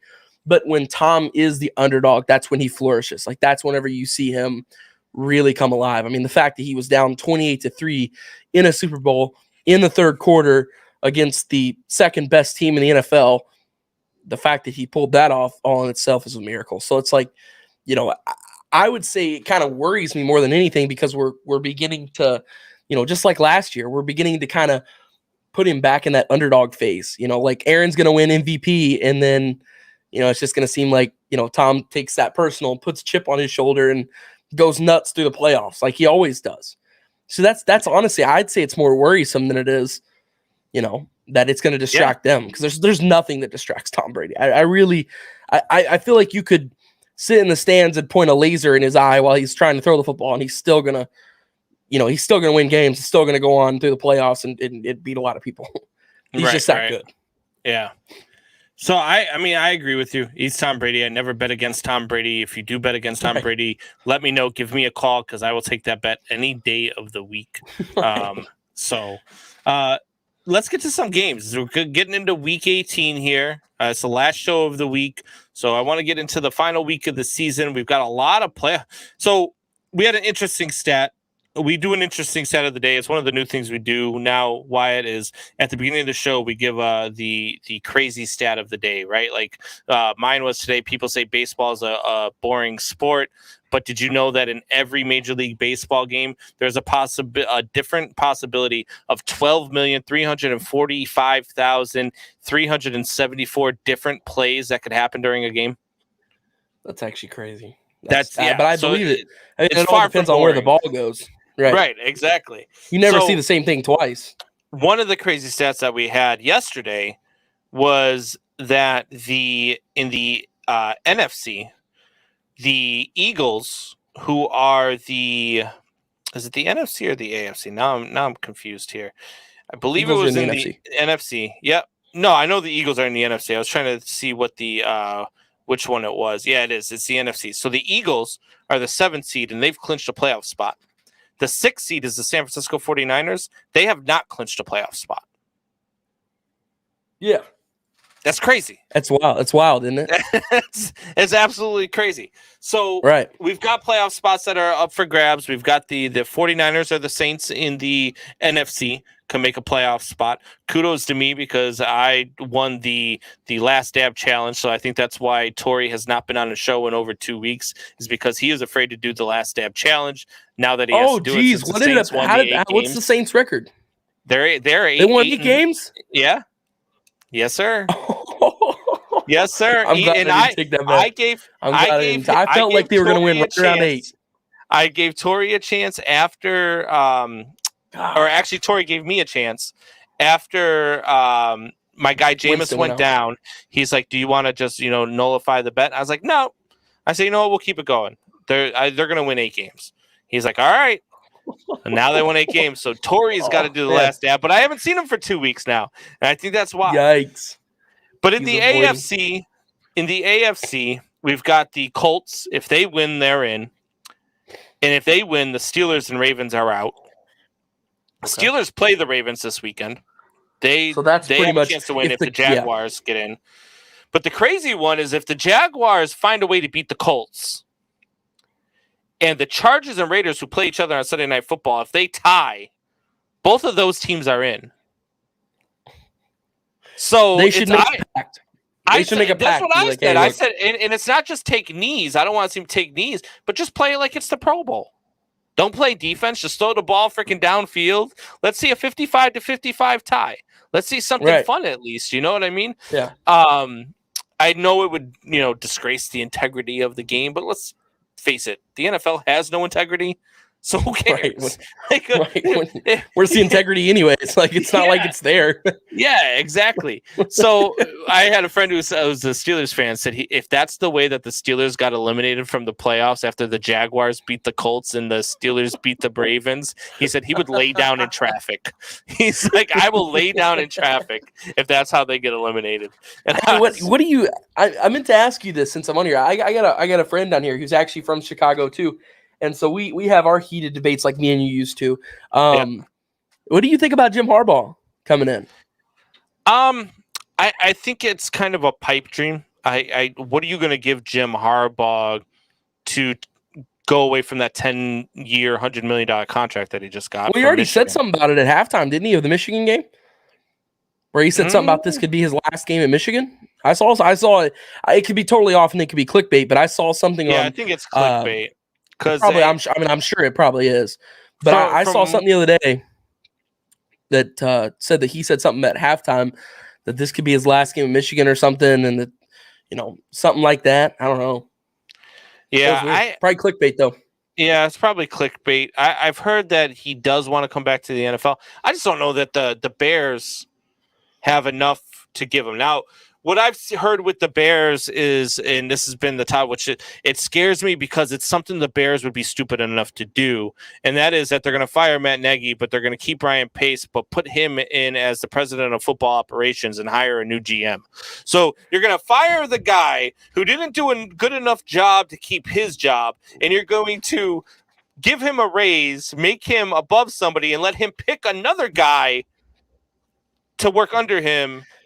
If the Bears are smart, Pace will be out of there, Nagy will be out of there, and Eric Bieniemy and some other GM will come in. Whoever gets Bieniemy is getting the best head coach of this upcoming. I guess you would say coach free agency or whatever. I would love to see Bieniemy. I would love to see just an offensive guy. One of the things that I've heard passed around through people in Chicago sports media who I talk to is the thought of Sean Payton and the Bears making a trade to get Sean Payton. Now, question, I don't think it's realistic because to me, you're going to have to give up a couple of first round picks, right? And you already don't have a first round pick this trade? Year. Yeah. Can you do that? Yeah, yeah. And you already don't have absolutely. I can't remember the last one that was traded for. I can't remember the last coach that was traded for. But you could trade for a coach. I had no clue. Yeah. What do you give up for something like that? I've never even heard of this. It's going to have to be first round draft. I mean, for Sean Payton, you're going to give a first round draft pick. Oh, well, I'm sure for a guy like him, you're giving up at least 3. The problem is the Bears don't have a first round draft pick this year or next year because they got Justin Fields. Yeah. And if you give up another couple of first round drafts, so now you got a team that needs some help on the offensive line, is going to need some help, on the defensive side of the ball for the guys who are getting a little bit older. But you don't have any first round draft picks for the next 5 years if you get Sean Payton. Makes no sense. I wouldn't do it if I'm the Bears. True. Look, I love Sean Payton. I would love to see him as a Bears head coach, but it just doesn't make sense as an organization to do that. But the Bears are stupid, so they might do it. They very well might. Do you still think that Aaron is leaving at the end of the year?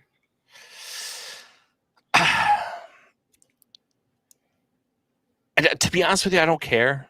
Like, I really don't. Like, I don't think it matters. I think if the Bears bring in the right head coach, they bring in the right general manager, we're going to compete with the Green Bay Packers anyway.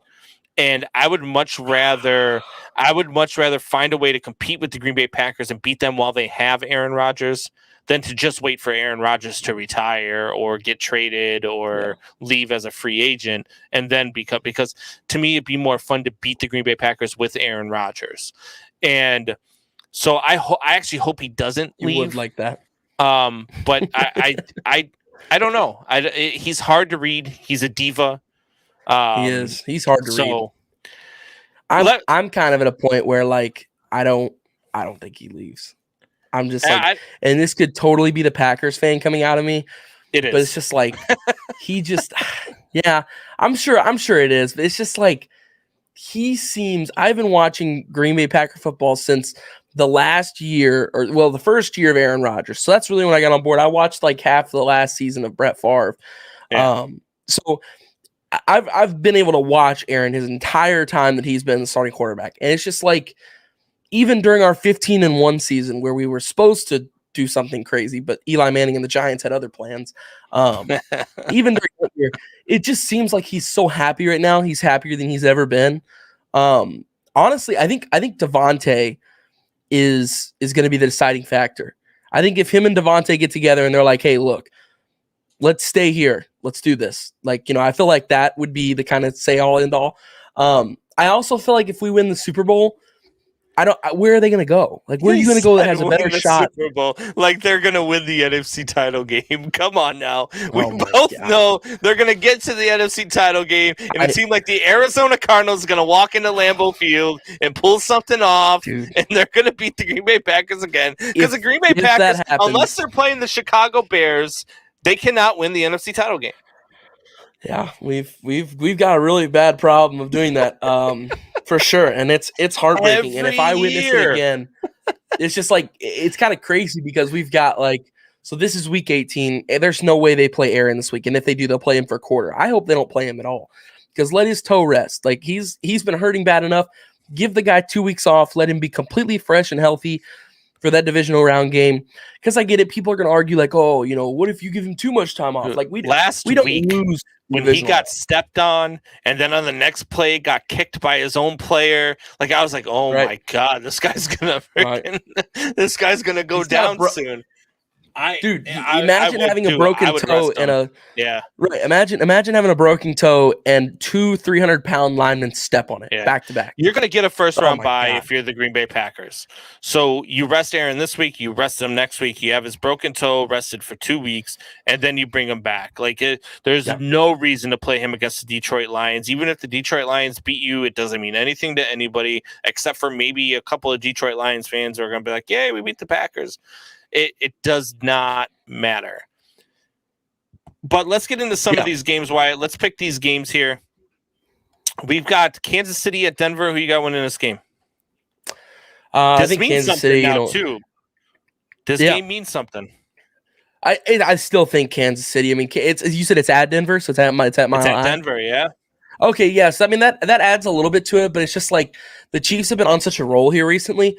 Dude, I love it. Like week 6, everybody's freaking out. They're like, I saw so many sports memes that were like, people said that these guys would get figured out. And it shows Buck posted hashtag bench Mahomes. No.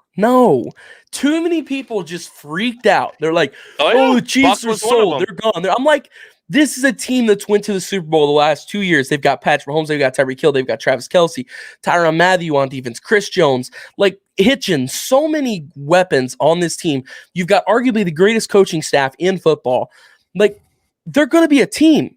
They're going to be a team. Just give them a minute. They're in a little bit of a rut. They're in a little bit of a bind, just like when the Packers lost week 1 to the Saints and all 9 kinds of hell broke loose. Every time I get on there, I see every media outlet. They're like, oh, the Green Bay Packers are washed. It's over. Aaron Rodgers is done. He might as well leave now. Jordan Love is going to start week 2. All of this crap. I'm like, just chill. It's okay. Give it some time. So rounding all the way around now, I had to involve the Green Bay Packers there. See what I mean? Rounding all the way around, give me Kansas City they're going to coast, and they're going to be a mean team in the playoffs that nobody's going to want to play. They're a good team, and I think they have another shot at making it to the Super Bowl, a real shot. Here's what's going to happen, and I'm going to tell you why in a few minutes here, and we're going to culminate it in a few minutes. Denver is going to beat Kansas City because Denver beats Kansas City in Denver all the time. Denver just beats Kansas City all the time. And for whatever reason, Kansas City cannot beat Denver. And that's it seems like Kansas City on the road in their division is always like when they play the worst. Yeah, it's going to remain true this week. Denver is going to beat Kansas City. Chiefs fans are going to freak out again because their Chiefs have lost 2 in a row and they're heading into the playoffs and they can't beat anybody. Denver's going to beat Kansas City. I'm going with Denver. So then we got Dallas, Philadelphia. Who you got? Dallas, Philly. I think that's such an interesting game because it's a huge rivalry. Philly's already clinched the spot. Dallas has already clinched the division, right? Philly cannot win the division, right? Even if they win this? Yeah. They can or they can't? No, they can't. They can't. They can't. Okay, yeah. Honestly, I would be surprised if we even see a lot of starters in for a long time because this game doesn't mean much. Mostly from Dallas. I could see that's why I'm saying I think Philly is trying to climb to that 6th seed, get some kind like have to play somebody other than right out the gate have to play Green Bay or something like that. Well, it means something to Dallas now though, because if Tampa Bay or LA find a way to lose, and LA could absolutely lose to San Francisco. San Francisco's vying for a playoff spot, and the last time they played LA, they beat them 31-10. So that could be a real possibility. So Dallas has a chance to move up in the standings if they win the game and one of those two teams loses. I don't know. Philly's on fire right now, though. I like watching them play. Jalen Hurts has really been picking it up. Devonta Smith's been picking it up. That defense looks completely different. So yeah, I'll take Philly. And plus Dallas won earlier this year and had a statement win. There's no way they have another statement win. I think Philly claims this one. Normally they split anyways. I think Dallas is going to win because it matters more to Dallas than it does to Philly. Philly's locked into the 7th seed no matter what they do.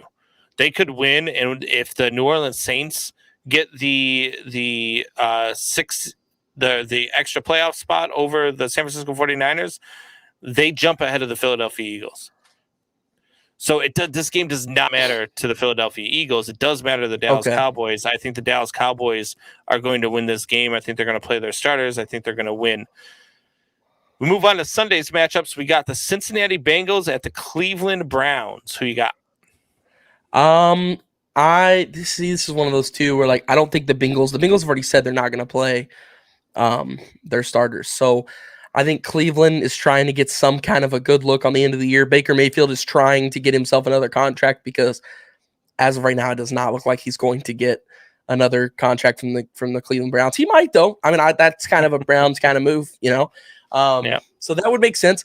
But no, I think Cleveland because, since he's not going to play, Burrow is not going to be out there. And if he is, he's out there for a quarter. They've already said Boyd's not going to play. They've already said Higgins isn't going to play and Jamar Chase is not going to play. Mixon's out. So they're literally that's their 5 best offensive playmakers. And I think they're playing a couple of their linemen just to get some snaps in. And then so yeah, I'll take Cleveland because they're out of it. So they want to get some kind of a win at the end of the year and close on a good note to look forward to next year and try and convince us all that next year is the year. So yeah, I got Cleveland. Yeah, I'm gonna go with Cincinnati. Cleveland finds a way to screw things like this up. I think Baker Mayfield's already shooting commercials somewhere. I think the Cincinnati Bengals find a way to win this game. They win and Kansas City loss, coupled with that Kansas City loss, put Cincinnati up to the 2 seed. And Joe Burrows wins MVP. No way. Stop. Why? He did not play good enough throughout the year. What are you talking about? He's got similar numbers to Aaron Rodgers. He played great at the end of the year. He played incredible at the end of the year. I love Joe Burrow. He played great at the end of the year. But Aaron literally has been on a roll. Even when we lose, except for week 1, he has looked exceptional. Aaron Rodgers is the best player in the National Football League this year, and it is not close. If he is out, this Packers team, you're hearing this right now, this Packers team is a 7-win team at best. At best. If he's not in there, there is no way we're the 1 seed. What do you think the Bengals are without Joe Burrow? I mean, I'm not saying that they wouldn't make the playoffs without him, but they aren't the number 1 seed in the NFL. They aren't the number 1 seed even in their own conference. They barely won their own division.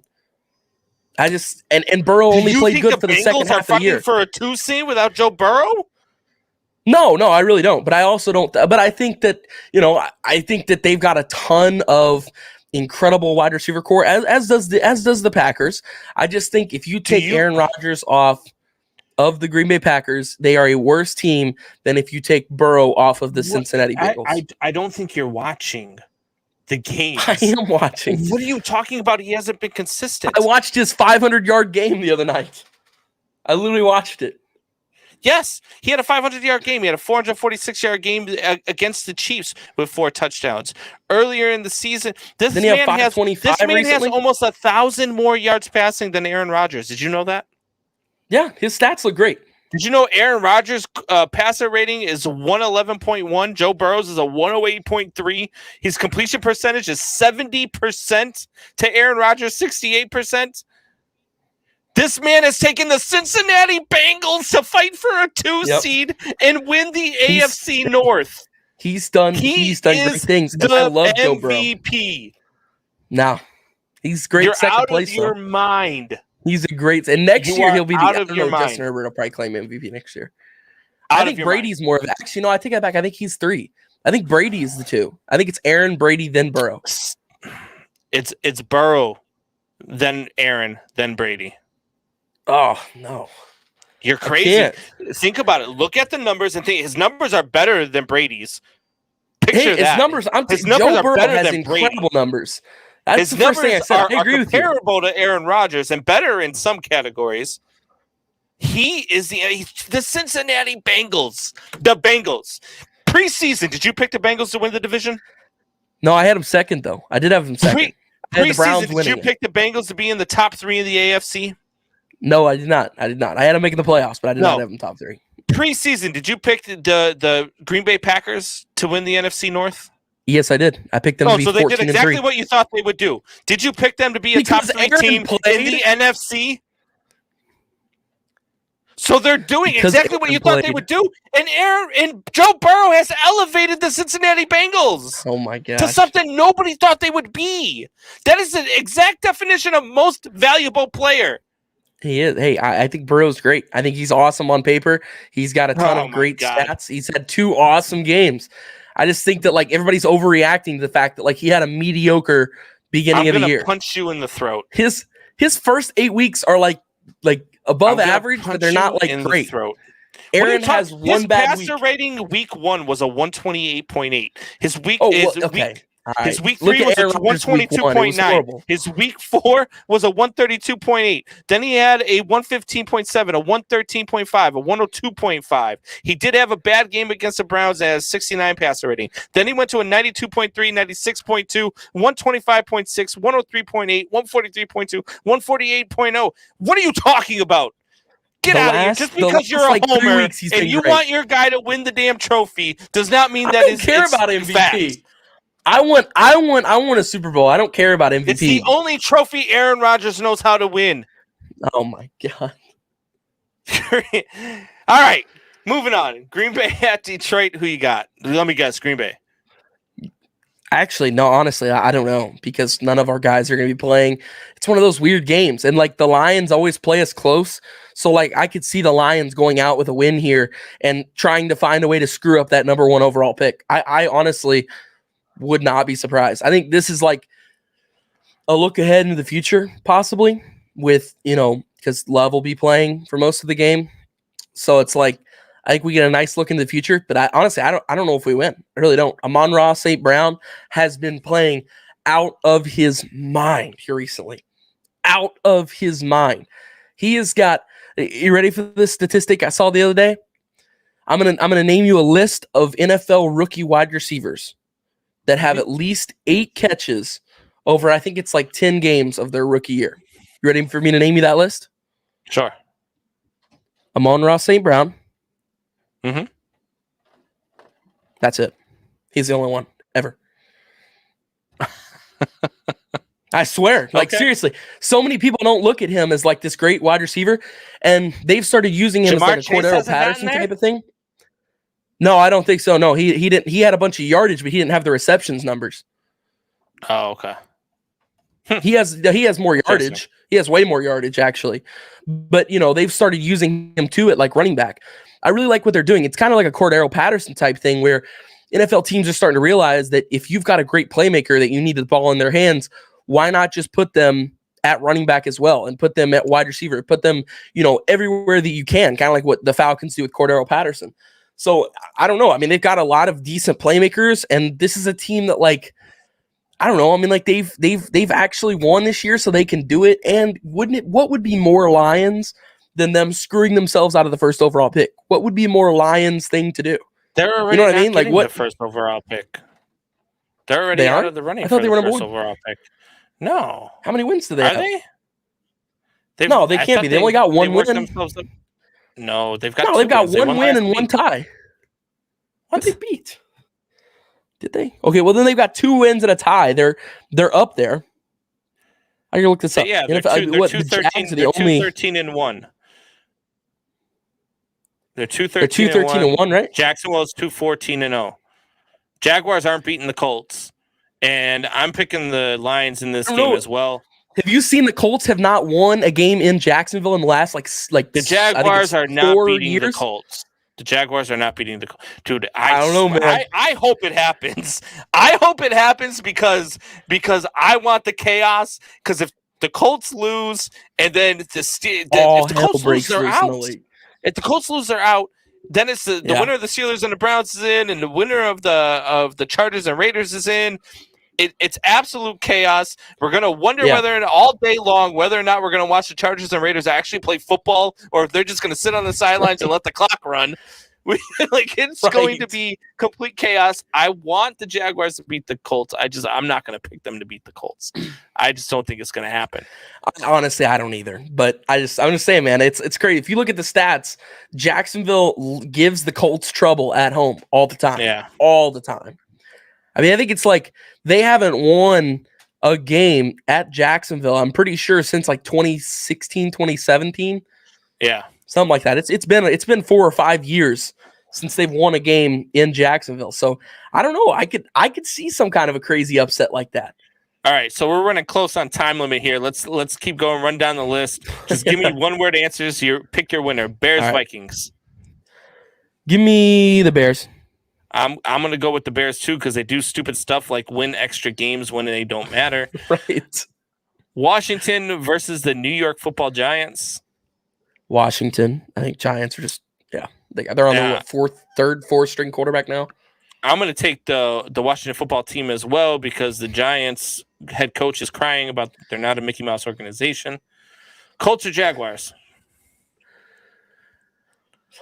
I'll go Colts. It's gonna be a close game though. I think it'll be close. I think it'll be a close game. I think Jonathan Taylor runs for 400 yards. I hope he does. I need that in my fantasy league. I need that. Why is your fantasy league still playing into the final week of the season? We play week 17 and week 18 is the championship. I hate ending it early. No, it's not. What do you mean? Half of your starters are sitting. You got to earn it. All right, that's why it's draft strategy. You can't just have the best players. Did you have to pay for this league? No. Oh, okay. Well, in free league, that's fine. Yeah, I'd ask for my money back. Steelers, Ravens. That's such a good one. This is tough. I'm gonna say somehow, some way, I think Big Ben might find a way to squeeze into the playoffs.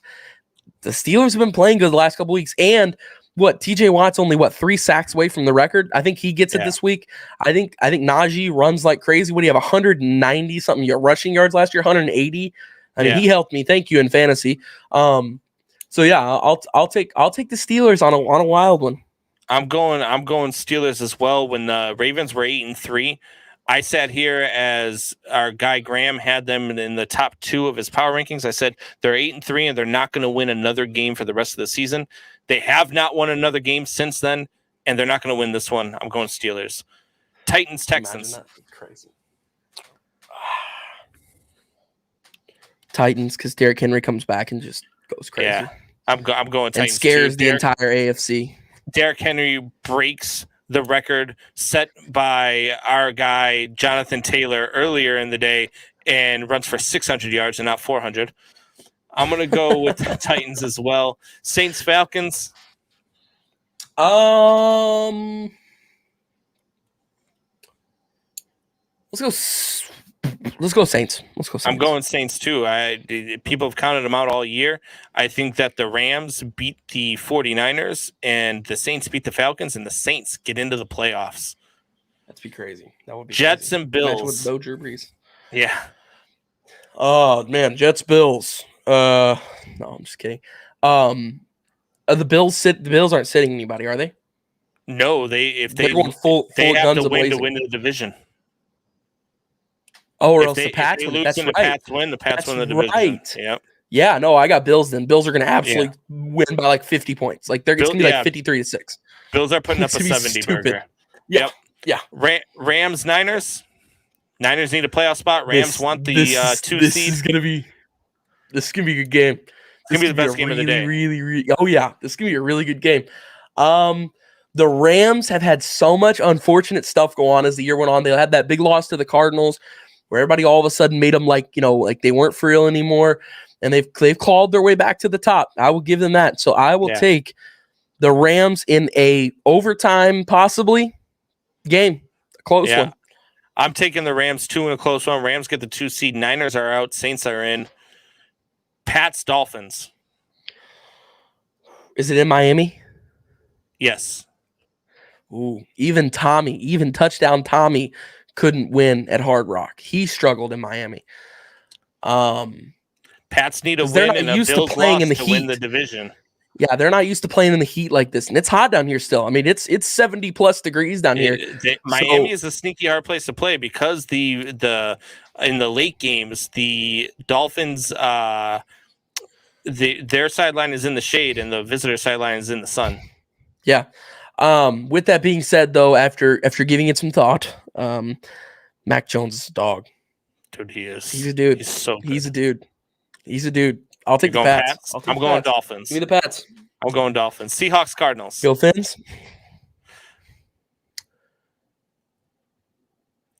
Give me Seahawks, Russell Cardinals. Wilson in his last game ever in Seattle. He goes crazy and says farewell to the city. I'm going Seattle Cardinals. surprises. I'm going Cardinals because they're trying to win a division. They need a Rams loss and a win to win the division. Panthers, Bucks. Bucks. Even through injury and stuff, I still think they're just too high powered.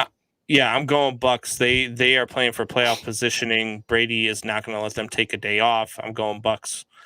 Okay. Chargers, Raiders. This could be for the final playoff spot in the AFC.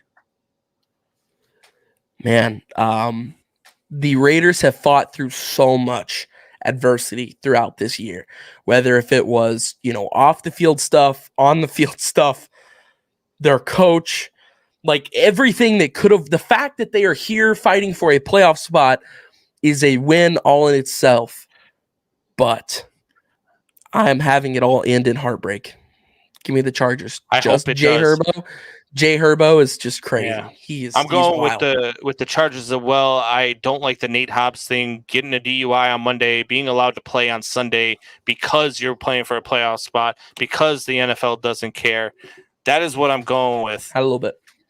So you have got school starting up again. You're starting to trend up, so we probably won't see you. Give us your Super Bowl winner real quick.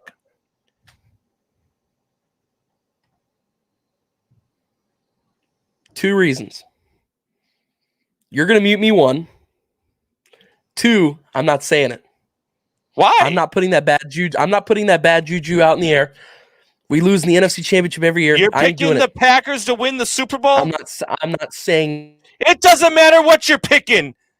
You're right. I am going to mute you, Wyatt, because you're back. And I love you. Man Hour Nation, rise up.